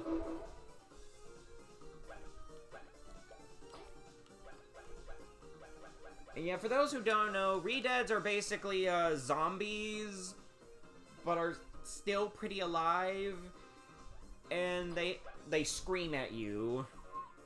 Basically, the way the Redeads work is that if they look at not Lan. Oh, thank goodness he's not there. No, if a Redead looks at Link, it will scream a horrifying scream, and it will paralyze Link, and then it will slowly walk up to him before grabbing onto him and biting his head. Oh, they're awful. You know, the Ocarina of Time ones are pretty bad, mainly because they'll just grab onto you with their entire body like a face hugger. Though they do have one. I'll think of my idea for a punish for Leo's good. Maybe I'm turning into Hatchrin. Yeah, maybe.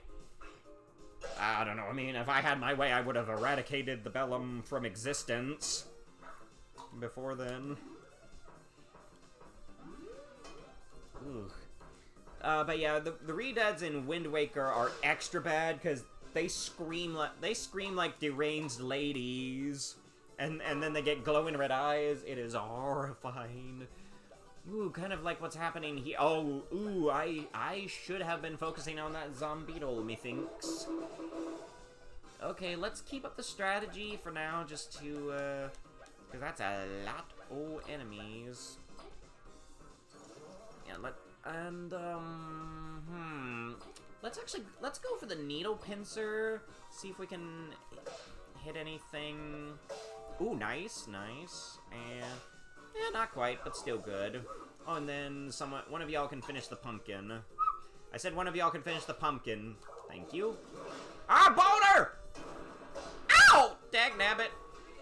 Oh, ooh, this, this is a little concerning. How many Queen's Dinner do we have? I feel like it'd be better to save them for TANGYBUG.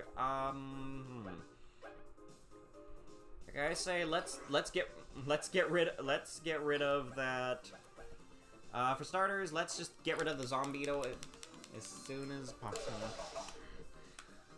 Again, when it comes to punishing the bad characters I don't like, I definitely prefer to stick with my guilt crystals, which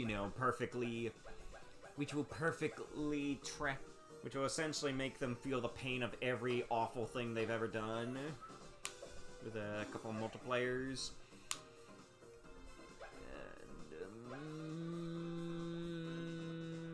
And, I think, let's just let Vee do it again, because that will do the most damage. Little chompy. But yeah, I feel like none of the other main villains caused as much death and destruction as Leo Akaba. Because, I don't know how much Zork Necrofear actually did, because it was like in the past. The last season of Yu-Gi-Oh! Is very confusing. It's kind of confusing. Huh, surprised we haven't seen one of those guys. Okay, I think we can still do our strategy. Okay, let's do the taunt, but not the bubble shield. Instead, I think we're gonna do an ice fall on those in the back. Ah, perfect. What's really good is in this mode we only have to deal with one leaf bug at a time for the most part. When it comes to pessimism, I want them to suffer forever. Well, that's what the guilt crystals I invented does. Because if they've been bad enough, it will essentially trap them in their own personal hellscape. Ow! And, yeah. I'm a very just person, and I want, justice.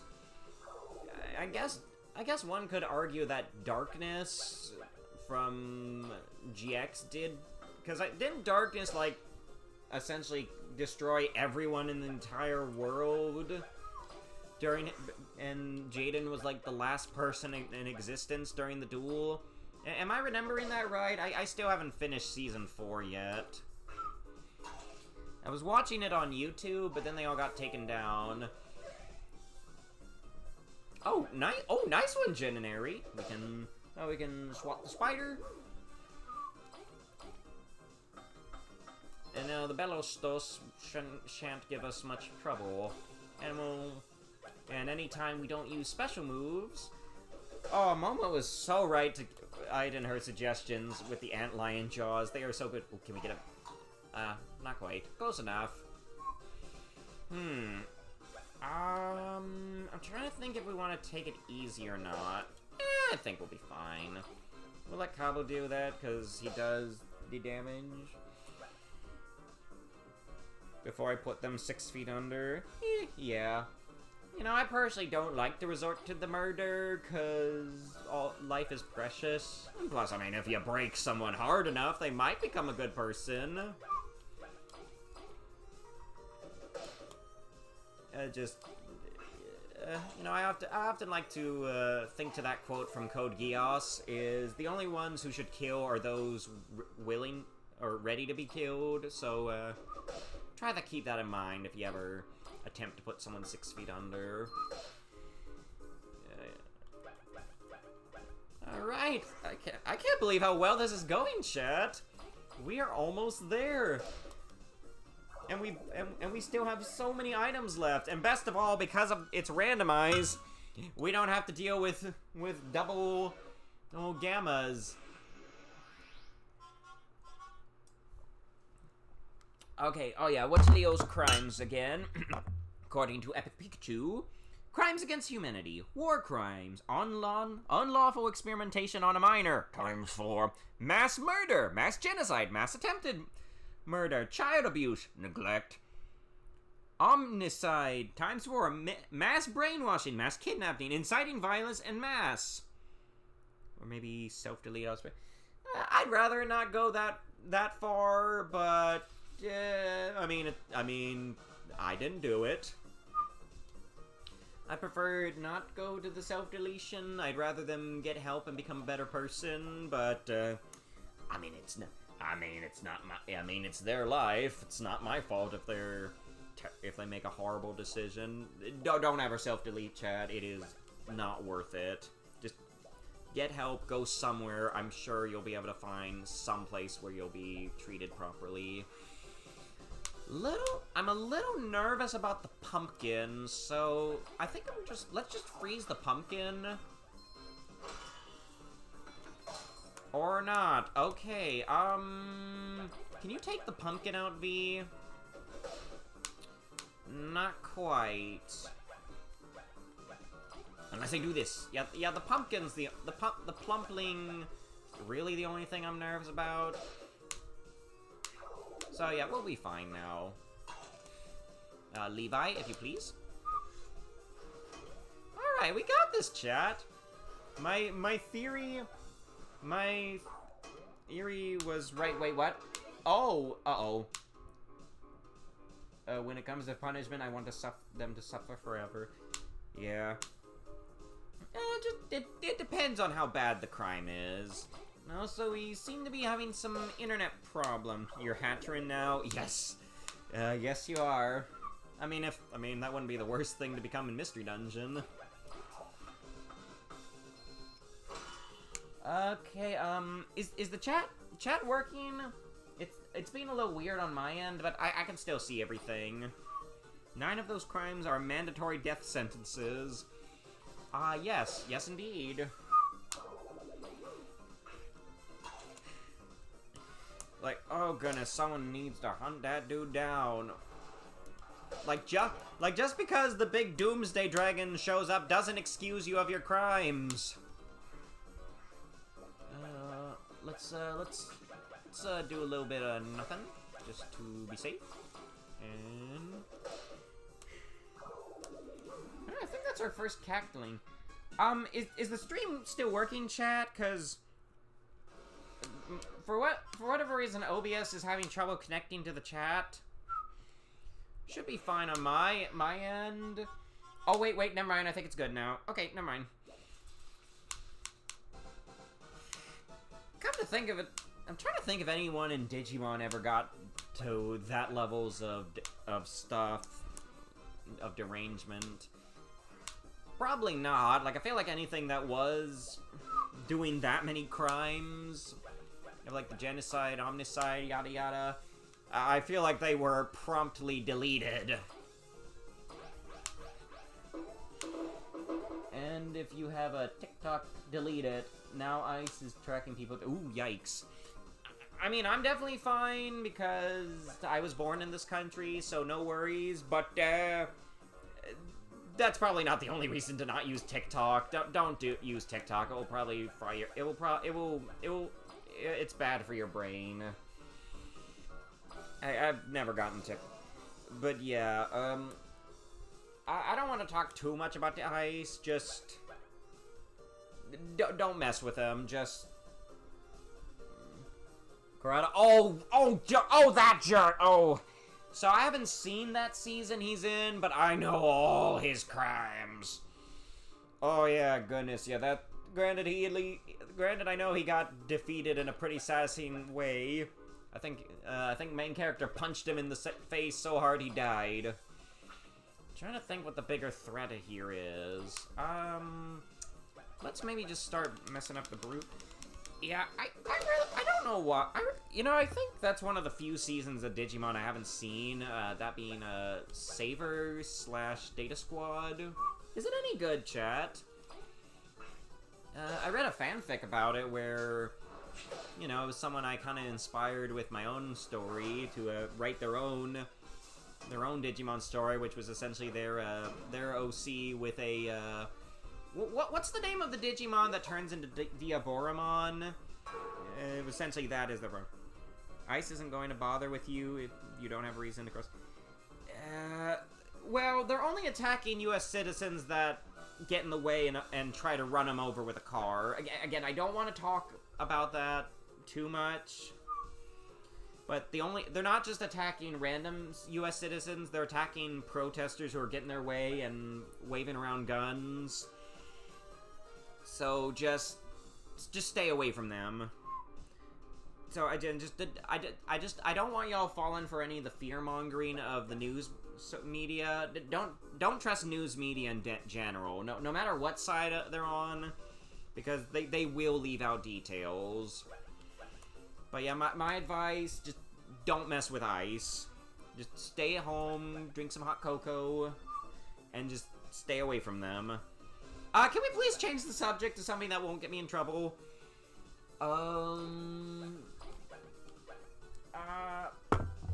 It's an awesome Digimon anime. Oh, yes. Yeah, I'm trying to think why I didn't want to watch it. I think it might have been I just didn't have a way to watch it. I don't know, maybe I just found the idea of them defeating the enemy Digimon, turning them back into eggs, and sending them to the digital world a little creepy. Or maybe it was, actually, now that I think about it, maybe it was because of Yggdrasil, because... yes, now I remember my main problem with that show. It's that stupid tree! So, for those who don't know what I'm referring to, that show introduced a thing in the Digimon franchise that has stuck around and been quite the nuisance. That being the world tree of the digital world, Yggdrasil, also known as King Drasil, who's usually pretty genocidal. So basically every time Yggdrasil is supposed to be the god of the digital world, and I hate those type of characters for reasons I'm sure y'all can figure out. And, not a fan, because usually that stupid tree is always trying to destroy some world. I believe in the anime he was trying to destroy the human world, because I think one human was being threatening to the digital world or something. Oh, watch the Japanese version. Agumon has the same VA as Chaz in Japan. Oh, that's neat. Yeah, let's actually do an ice fall so we can take out multiple enemies. Nice! Well, that's a good one. And, yeah, the other time Yggdrasil, I believe it was in a special CGI Digimon movie about, what was it, Dorumon? It was the movie about the X-Antibody, which is essentially like a thing that changes Digimon up. Well, essentially, the digital world was like, had too many people in it, had too many Digimon in it, so Yggdrasil decided to start genociding everyone. And I think there were certain Digimon that were like able to overcome the genocidal program, and they developed what was called the X-Antibody. But yeah, I think he was also in like the Digimon Tri movies, sort of as a main villain. He never really showed up. Other characters just mentioned he was causing things, and then they just turned him off easily or something. Ooh, that's a lot of thieves. Yeah, again, we gotta be careful with the thieves chat, because yeah, we don't want to risk them stealing any of the Tangy berries. May he rest in peace. Oh, the VA or the VA or the tree. But yeah, I do not like genocidal god type characters that are like, oh, I'm not evil, everyone else is evil, that's why everyone has to die because I said so. I hate those type of characters. It's why I really hate Duo from Mega Man Battle Network. And so on. It just, I mean, I feel like I don't need to explain my faith. I do not appreciate imposters that are genocidal. Ooh, that could be a problem. Well, I believe this is why we brought Cleanse. Oh, goodness, and I just realized how low we're getting on stuff. Okay, let's take it easy. Because, again, we gotta keep our resources ready for TANGYBUG, the VA. Oh, that's too bad. Yeah, rest in peace. Another notable thing I know about Savers, or Data Squad, however you prefer, was the movie had a pretty neat Digimon villain, that being Argomon. It was like the freaky plant Digimon that was like constantly evolved. What the flap? Excuse me! 3! Oh no! No! Okay. Uh-oh. Okay, I think we have enough for the taunt strategy. Oh no. Okay, and then we'll just take some stuff next turn. Oh. Okay, yeah, needle toss and try to paralyze something, anything. Okay, good. That was probably the best thing that could have happened.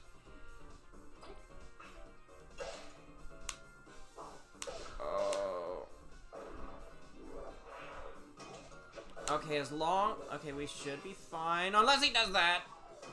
Ah, no! Oh, no, I'm scared, chat. I'm very, very scared. Okay, so, okay, first things first, Miracle Shake, because we do not have the time. Otherwise, oh, okay, I think we just need to survive this turn.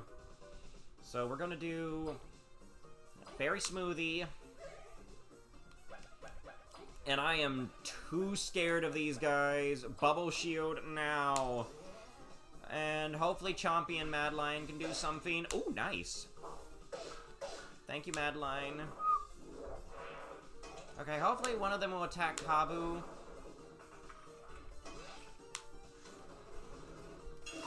Oh. Okay, that's good, that's good. Oh, I did not think this could happen. Oh. Okay. Okay, Leif can't... okay, so, again, what we need is to get that thing paralyzed. If we can paralyze it or one of the others... Okay, you know, no, I have to play... I'm sorry, I'm too scared. We need to play this as safely as possible. And keep on bubble shielding. At least until most of them are dead. I think I'm actually gonna switch to the Shocking Ribbon.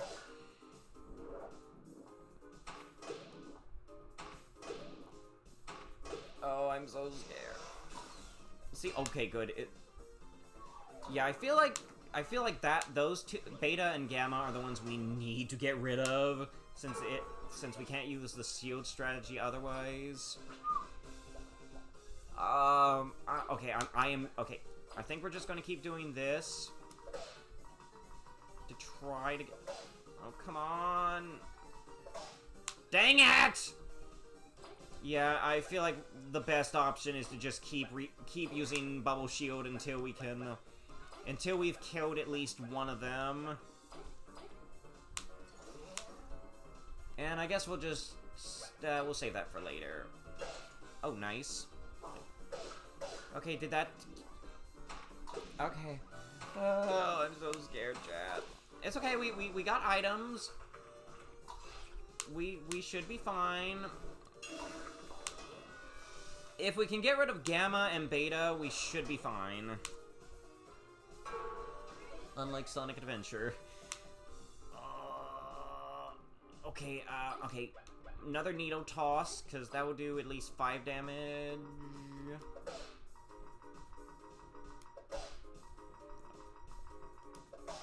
Dang it! Oh, if only we had one more TP, we could do an Ice Rain.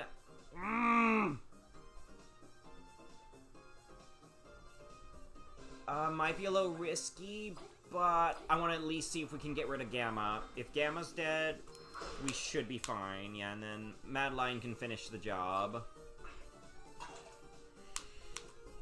And then I think we pop another smoothie and hope... No!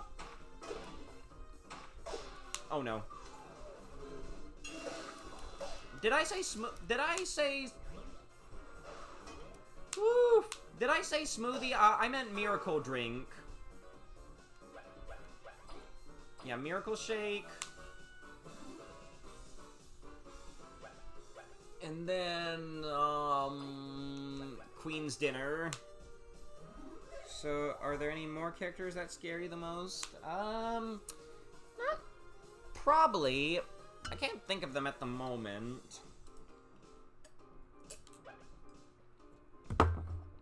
Okay. I think oh, wait, I got a better idea. Alright. That time for the strongest needle toss we got. Alright. Alright. Okay. I think we're good now, chat. Let's go ahead and switch team ribbons. Ow. Please don't hit B. Okay, that's good. So. Okay. So, okay, good news. We can get rid of Beta now. What the heck? The actual hack. Okay, and I'm going to let's actually see if we can stall a bit. By that I mean we use sharing stash. And we'll just wait. And we'll just take it nice and slow. Try to get some stuff back. Oh, I hope... Oh, I'm so scared because I don't know what's next. The SAX?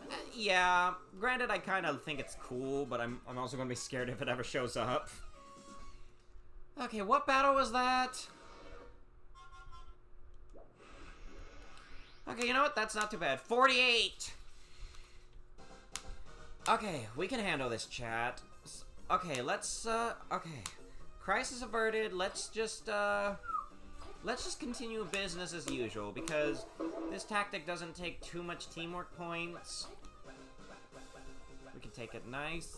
Oh, wait, I just remembered the thief. Oh. Ooh, you know what, Kabu's fine. I'll do Ice Fall, because I don't want to use too much. Darn it! Ooh, this is bad. I really need to stop that thief, but I can't hit him.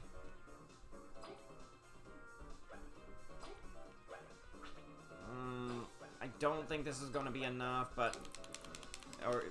here's hoping we can take out the burglar and he doesn't pull any theft. Did I might have... Oh, okay, never mind, we're fine. We're fine.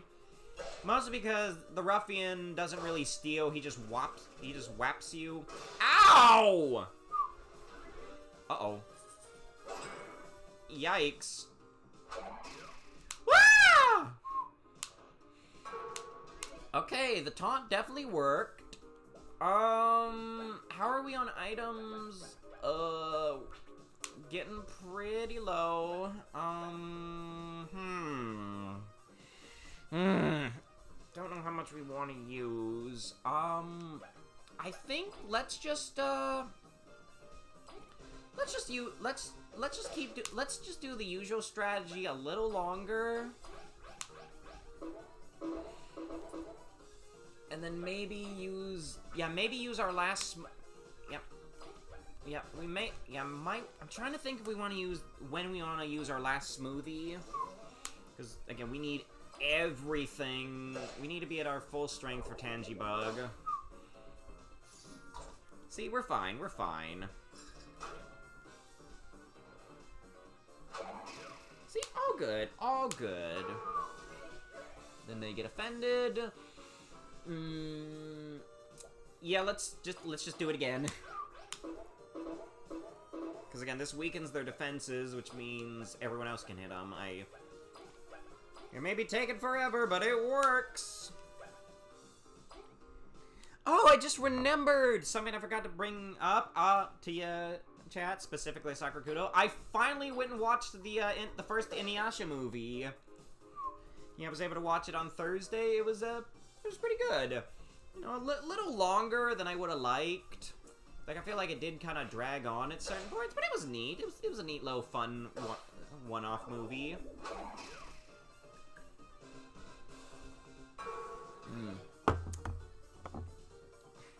But yeah, there was like a big evil moth demon. He was a neat villain. His final form was pretty lame. Ooh, okay. I think, yeah, I really need to heal up Kabu. Just a bit.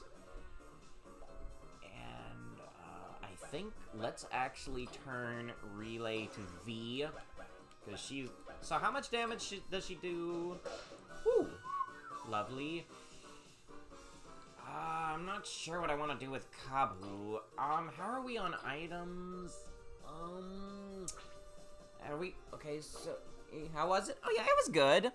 I do think it was a little longer than I would like. The villain's henchman got on my nerves, because it was like, you know, one of them had mind control powers, the other could just reach into people ghost-like, but, you know, I felt good when they got defeated. You know, the blue one tried to mimic, Miroku's black hole hand, and the idiot tried to make the black hole bigger to suck him in. Didn't work out. She done got sucked in herself. Yeah, let's, actually, you know what? Why don't we do nothing? That way we can heal up a bit. Yeah, you saw what happened to the blue team, right? Yeah, much appreciated. She was getting on my nerves. And the other one got, after Kilala was no longer mind controlled, the other one got sliced in half and had her soul sucked out by the main villain, so...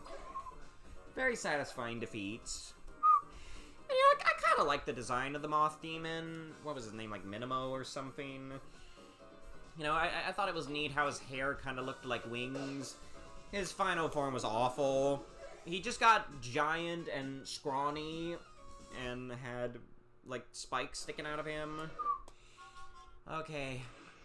Okay, that's not too bad. Oh, wait, there's a golden... Uh-oh. It was an alright movie. It was pretty neat. I actually watched it in Japanese, because I found it on Tubi, and I couldn't be bothered to find an English version. It was neat. Definitely do kind of prefer the English ones.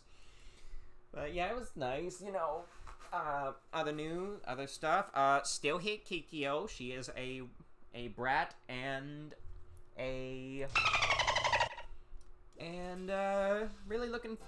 really enjoying the sweetness of Inuyasha and Kagome's relationship. You know, other than the arguing.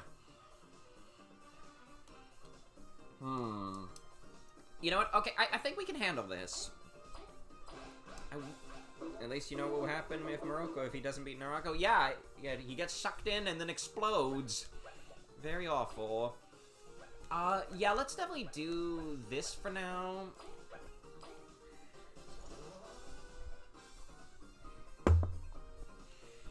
I'm trying to think who's the most dangerous. Wait, what am I saying? Of course I know who the most dangerous is. The bomber.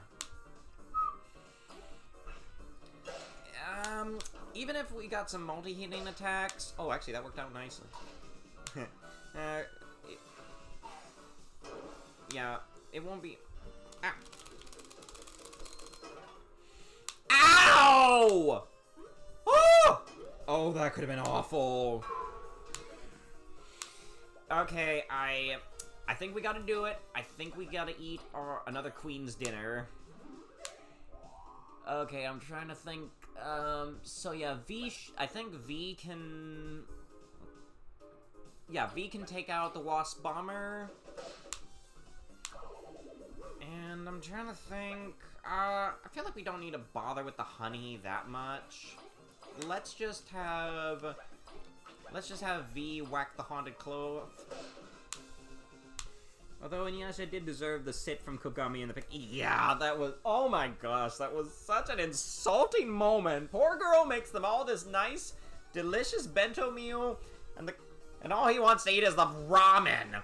What even the good kind of ramen. The cheap store-bought ramen. Ooh, good one. Ow! That's so fast. Okay. Oh, was afraid of that, but it's okay, it's okay. Okay, bye. Okay, yeah. Oh, done. He'd never been sitted that much before, I tell you, chat. But yeah, good. Granted, I don't know which part of him is being more stupid, the human part or the dog part.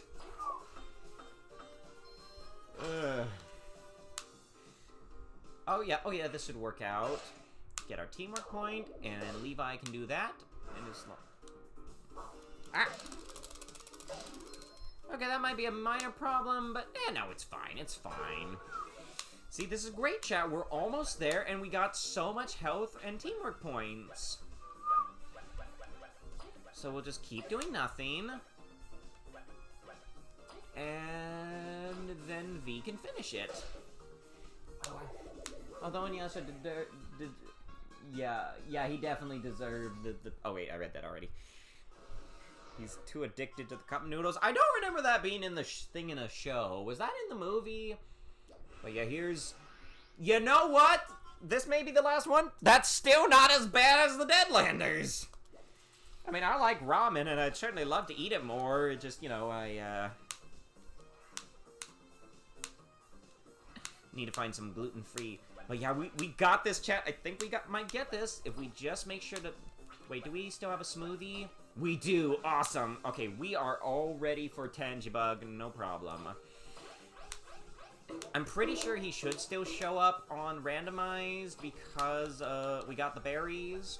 But yeah, this strategy, yeah, the strategy of leave it to V is the one.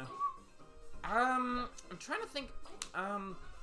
Yeah, let's focus on the Zombeetle because that I feel like that one's going to be the most problematic. Thank you, lowered defense. Pity Momo wasn't here. I think she might be traveling at the moment, so hope she's doing well. Ow! And that is why we need to get rid of the Zombeetle. I think I'm just gonna go ahead and Hurricane Toss. No, oh, that's so much though. Oh, but he's gonna hit us next turn. Yeah, no, we got... Wait, if I... Wait a minute, wait. I'm trying to think. Well, one thing, Taunt. If I was Inuyasha, I would say her cooking is delicious. Yeah, it looked delicious. Not sure if I would have liked those, octopus sausages. I don't know, I just feel like it'd be too weird to eat the octopus. Looks tasty, though. Okay, so... Actually, I think we can get away with this, because V should do 7 to the Zombeetle, and then... Selin will finish it because the defense got lowered.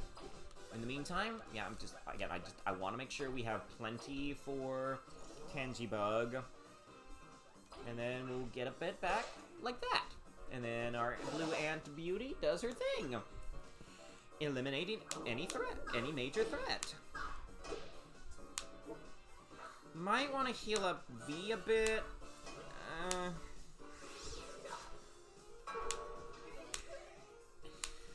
Alright, so I'm kind of thinking we might want to just take it slow and steady.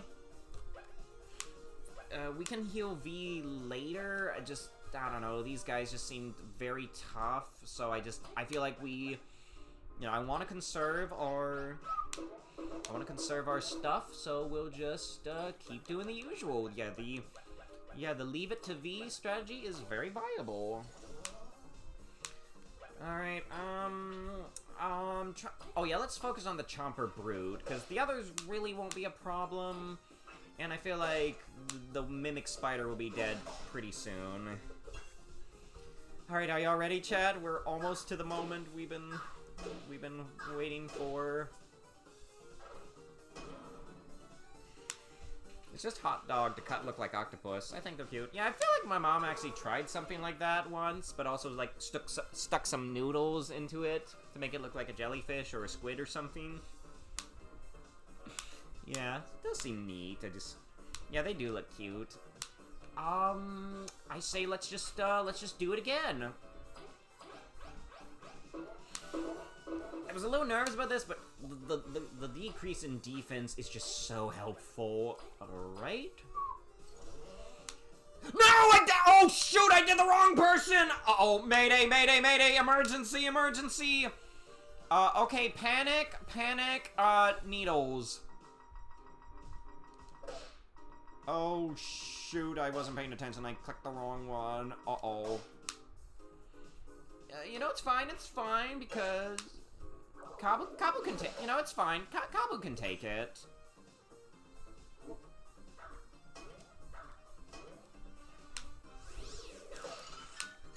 Okay, we may have messed up a bit. I think they have gluten-free noodles. Yeah, I need to look into those. Okay, So, for starters, let's just,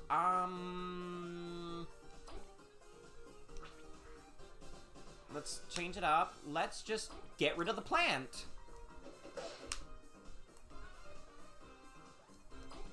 Let's just get rid of the plant, and how about we just wait?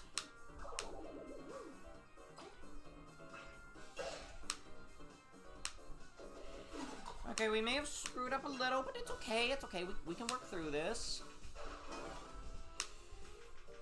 So, let's do a few things to prep us for TANGYBUG. For one thing, sharing stash. And then we'll just, you know, and, how about we do it again? We just pop some sharing stashes. And, you know, just wait it out. I really like the rolled omelet she made. Yeah, that looked good. Yeah, let's just take it nice and easy.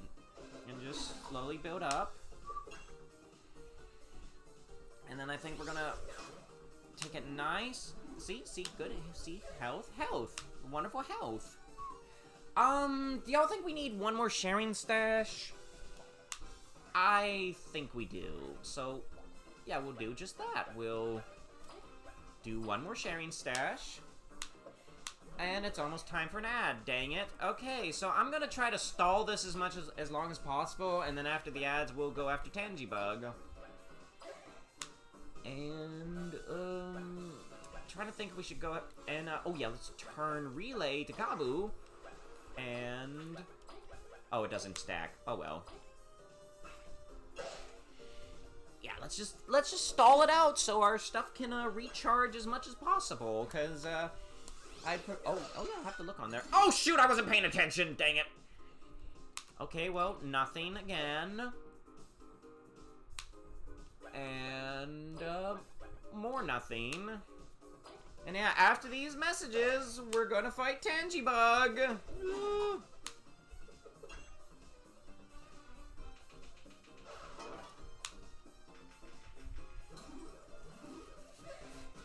Alright, I think that should do it, so we'll just wait for the...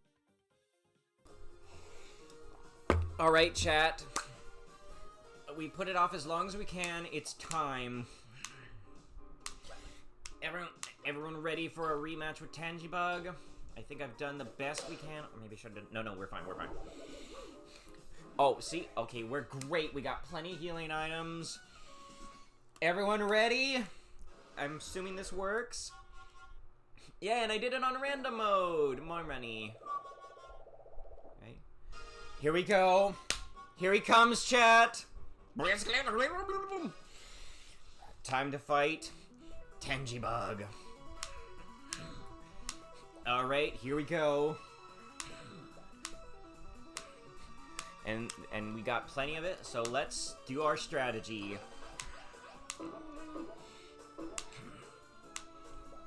Alright, and then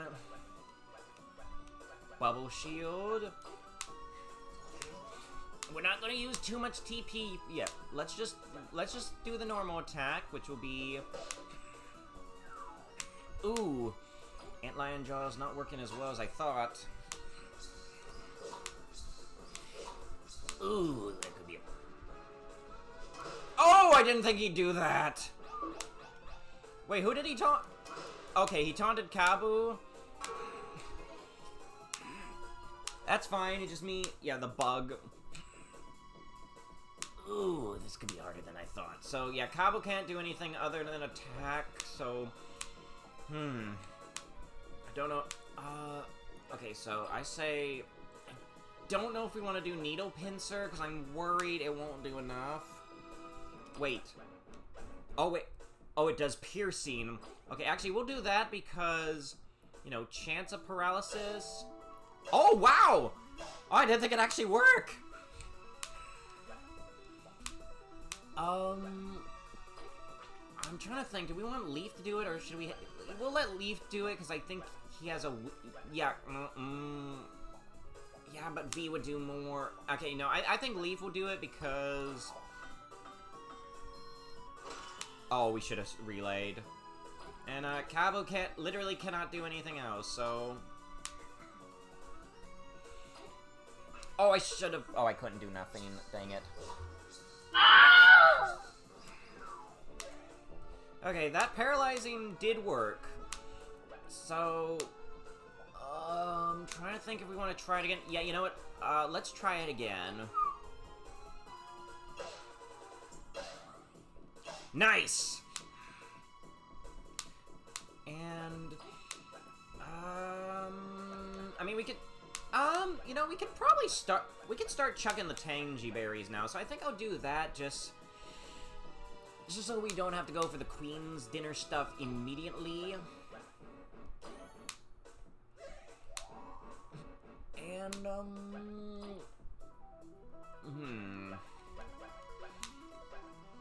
yeah, let's just have Vee whack him again. Yeah, okay, so how much does that do at full defense? Ah! Okay, I'm thinking it's very good that we brought the taunt. Okay, we can definitely handle this. So this time, yeah, let's do the taunt. And I think Needle Pincer will be our best bet, since it can go through the defenses. Oh, wow. Oh, we are so lucky.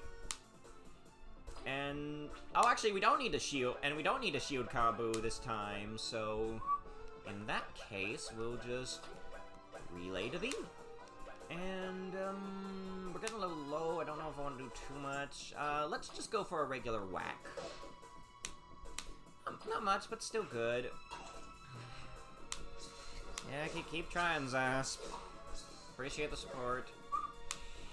Okay, so yeah, I think this is the best move, because just lowering that defense is doing so much for us. So, even if Vee's pincers don't work, like now... Ooh, I'm a little scared. You know what? No, we're fine, we're fine. We got the healing stuff, so... Again... She should be able to survive any multi-hitting attacks, and even if they don't, we got Miracle Shakes. Ah! Case in point. Sadly, that means Vee doesn't get the boost, but that's okay because we just drink the shake. I'm not sure what we want to do here, though. I really don't think we're gonna get the paralysis. I think for now, let's chug the berry smoothie. And why don't we just shield for now? Let's just do a full... actually... yeah, no, let's... yeah, let's... yeah, let's do it.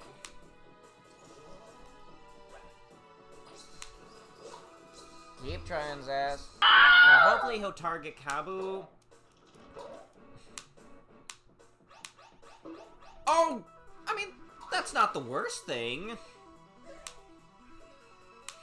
That's actually not too bad. Yeah, we can work with this. So, taunt again. Get the...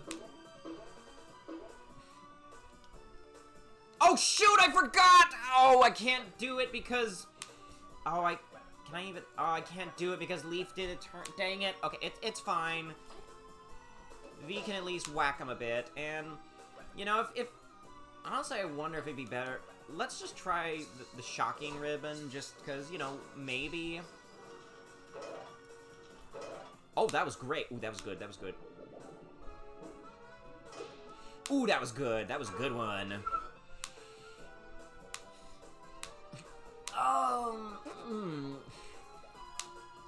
We could really do some good damage about now. So, I think... No, we don't want to do that yet. So, I would love to relay over these to... Oh, wait, I can! So... just not enough people to go. Yeah. Okay, here's what I think we'll do. Let's... relay the Vee. I don't know if I want to do another taunt. Oh yeah, definitely not. We do not have enough Miracle Shakes. Could be a little risky. But let's go to Leif and cast another Bubble Shield. And... Hurricane! But I think we're getting it, chat. Oh yeah, Vee gets another turn. In that case, let's do a sharing stash. There we go. That should keep us healthy for a bit. And why don't you try to paralyze? No, that's okay. Okay, hang in there, chat. We're getting there. We're getting there.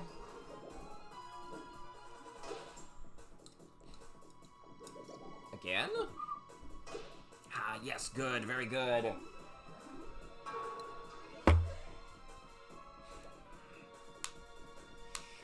Trying to think what we want to do. I don't know if Kabu is healthy enough to survive.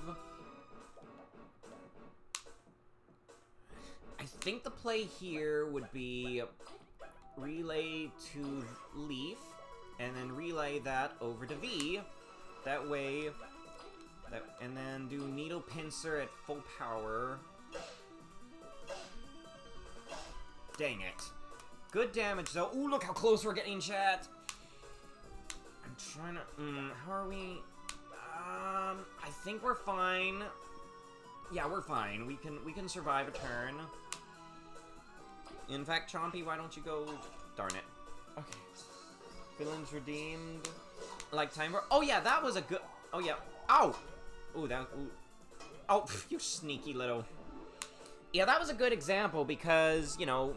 With, Rancic, he still had to go to jail, you know, even he turned himself in and redeemed himself, and, you know, he then served his sentence, got some time off for good behavior and, cleaning up his mess, and, you know, that's how it should be done, you know.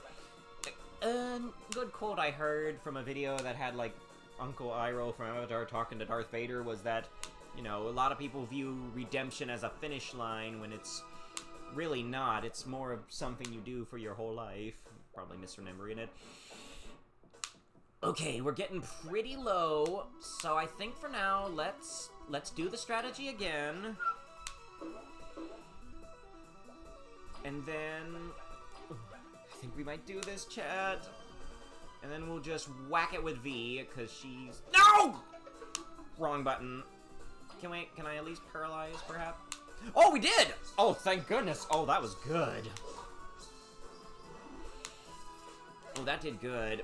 Oh, that's good. Okay, let's, I'm trying to think. Should we go for the Queen's Dinner? I mean, we're not gonna get a chance. I mean, might as well. Because we're not gonna get I don't know if we'll get a chance to heal otherwise. So, I'm trying to think what we want to do now. Leif can't really do much. I don't think the Frozen Drill is gonna help much. But you know, wait, I think I know what we'll do. We'll relay to Kabu. He's pretty healthy, so he should be able to get the taunt off with no problem. Because the good thing is, doing this, we at the very least lower the defense. And Needle Pincer again. Better safe than sorry. Nice! Nice! Oh, that's big. That's huge. We're almost there, chat. We're almost there!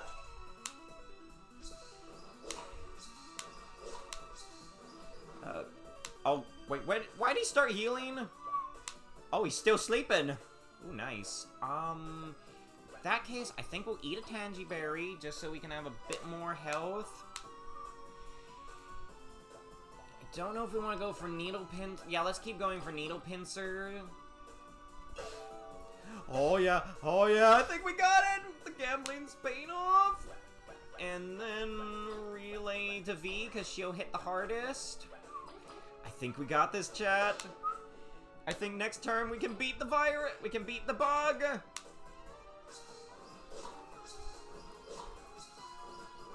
Alright. Alright, then I think this should do it. Hurricane! I think we did it, chat. I think we did it! We did it! We beat TANGYBUG! We beat the super secret boss! Huzzah! Push rock! Okay, so, this is actually our reward for beating him, chat. This game has some secret codes in it. Basically, if you name your save file one of the codes, something will happen.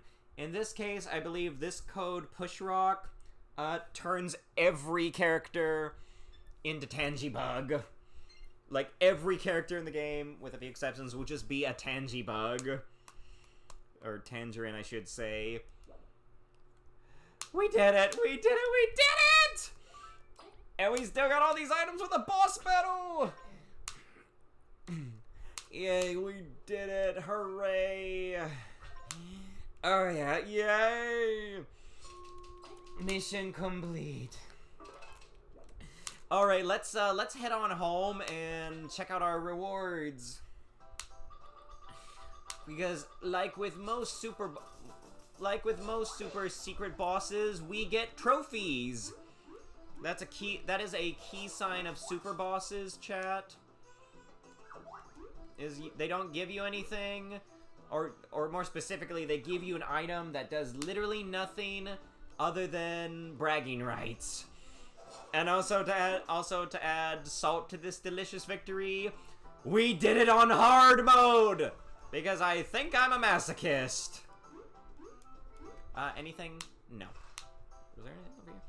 But yeah, let's head over to our home and gaze upon our trophies. One of which I never thought I'd get because...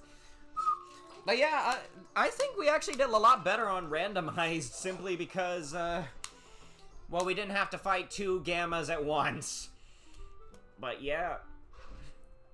But yeah, look at our rewards! So yeah, we get the question mark to certify we cleared hard mode, we cleared randomized, and we get the Tangy Berry to certify we defeated the TANGYBUG. Huzzah! Oh, and it looks great with our other rewards, which includes the Spy Card Championship, clearing the mini-boss rush, and we got the swords of the super bosses Team Maki and Team Slacker. Huzzah! We won, chat! There's only one thing left now.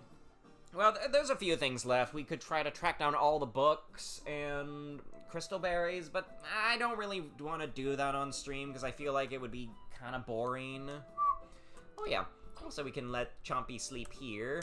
I just want to change her ribbon. Yeah, but there is something we will be doing next time, and that's the boss rush. Yeah, the only fighting thing left in this game is the boss rush, as in fight all the bosses. As in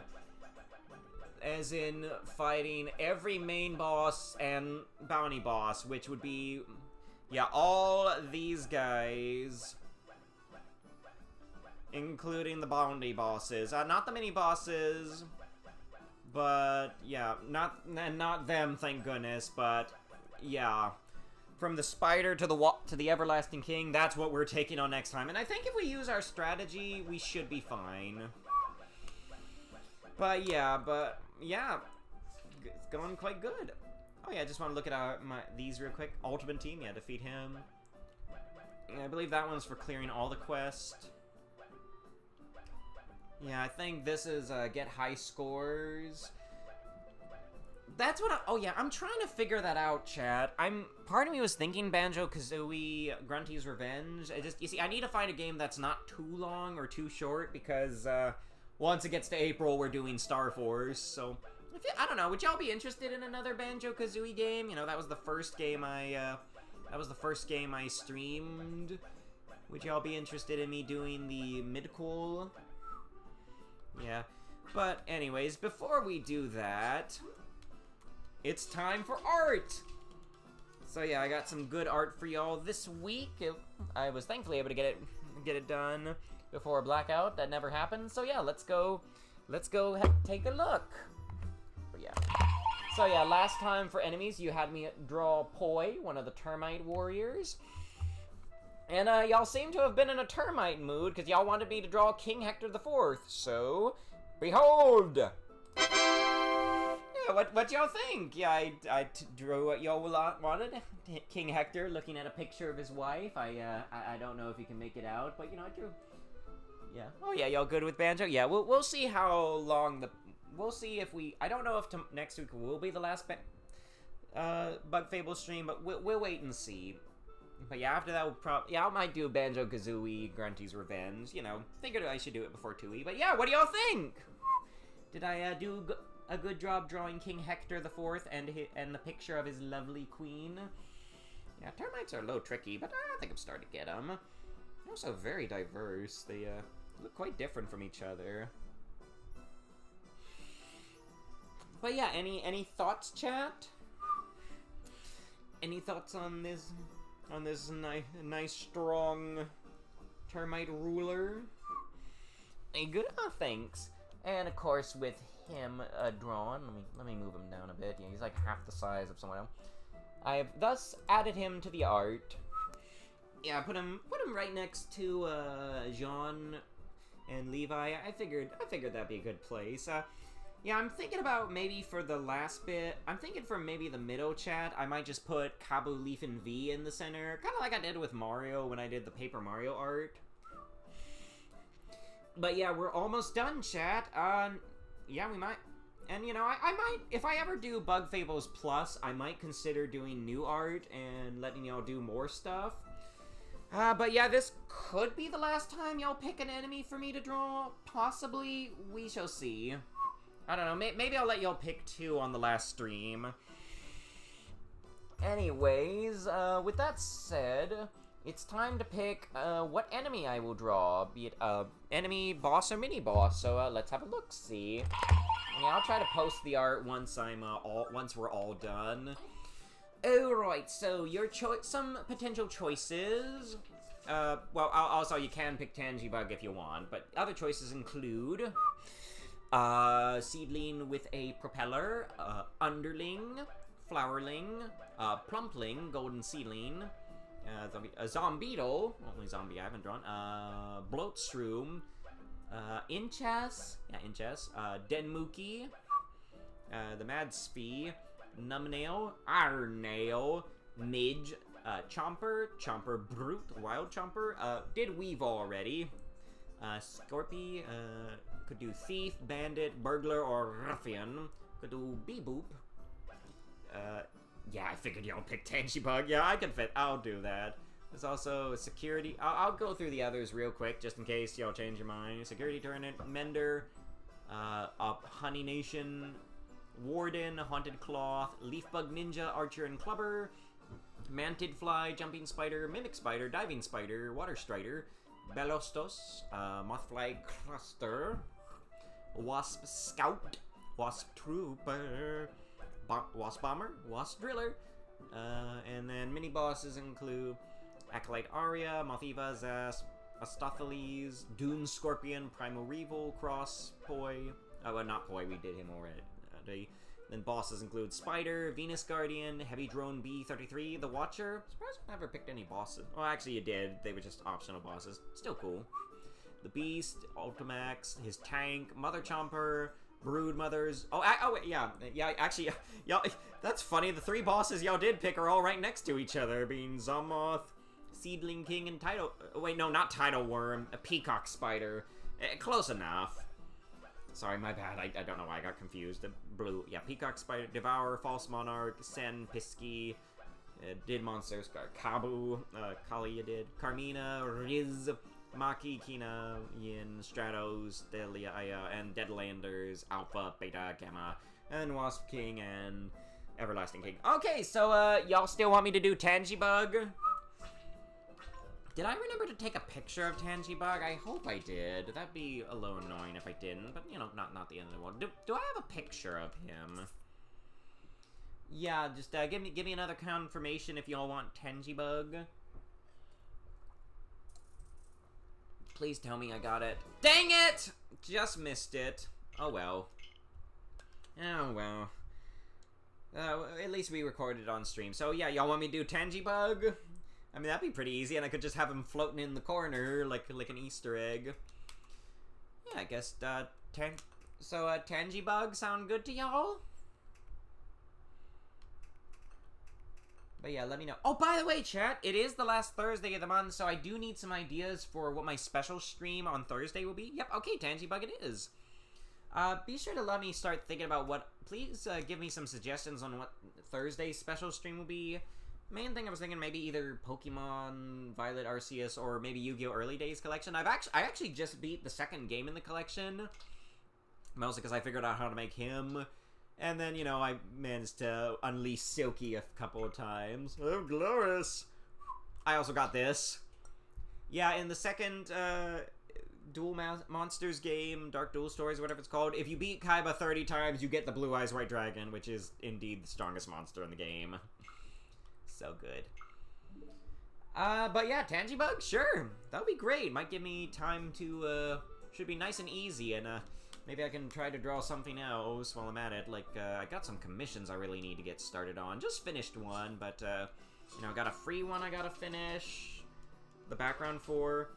You can get the picture of him on the wiki. Yeah, I know. And again, it's literally just Tangerine as a silhouette, so don't worry, I got it covered. But thanks for the concern.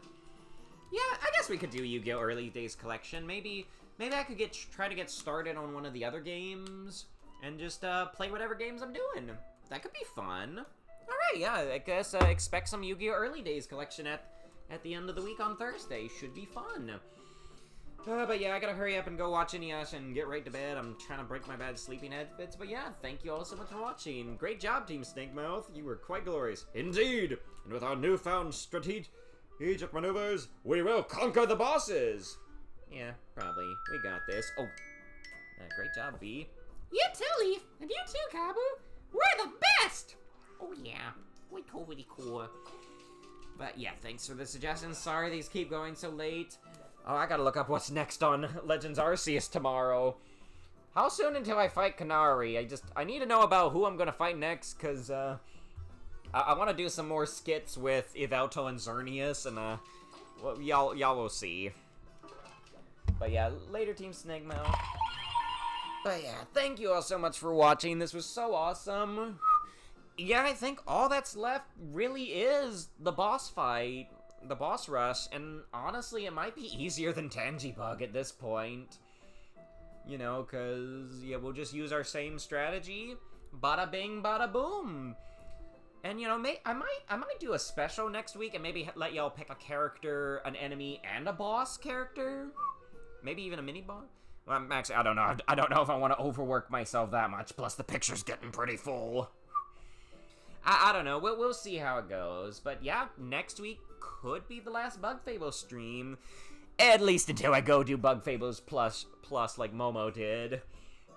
Yeah, I need to make room on my computer because you can't really get the mod on the Switch version. But yeah, definitely get Bug Fables if y'all can. And if you get it on Steam, you can install Bug Fables Plus and go through all the nonsense Momo did. I think you even get to fight Mars in one of those. Don't know about Pluto. But yeah, once again, thank you all so much for watching and staying with me for so late. And thanks. It's always fun fighting super bosses on here. And until next time, have a great rest of your evening. Goodbye, everyone. You better be back tomorrow. It's gonna be great. It's gonna be Pokemon and stuff. And we just got the disaster op, so it's gonna be awesome. Technically, they predict disasters. Yeah, close enough. Yeah, whatever. Farewell, my friends. Thank you for joining us on another bug-tastic adventure. Till next time, tune in tomorrow for more bug-tastic and Pokemon fun. So says I, Silky. Sayonara, comrades. Thanks for watching. Here's hoping we got lots of fun left in Carlos. I mean, we got tons of fun left in Carlos. No worries, Yeah, thank you so much for watching, and I'll see if I can post that shiny bunny short tomorrow on my YouTube, so stay tuned until tomorrow or whenever. Ciao!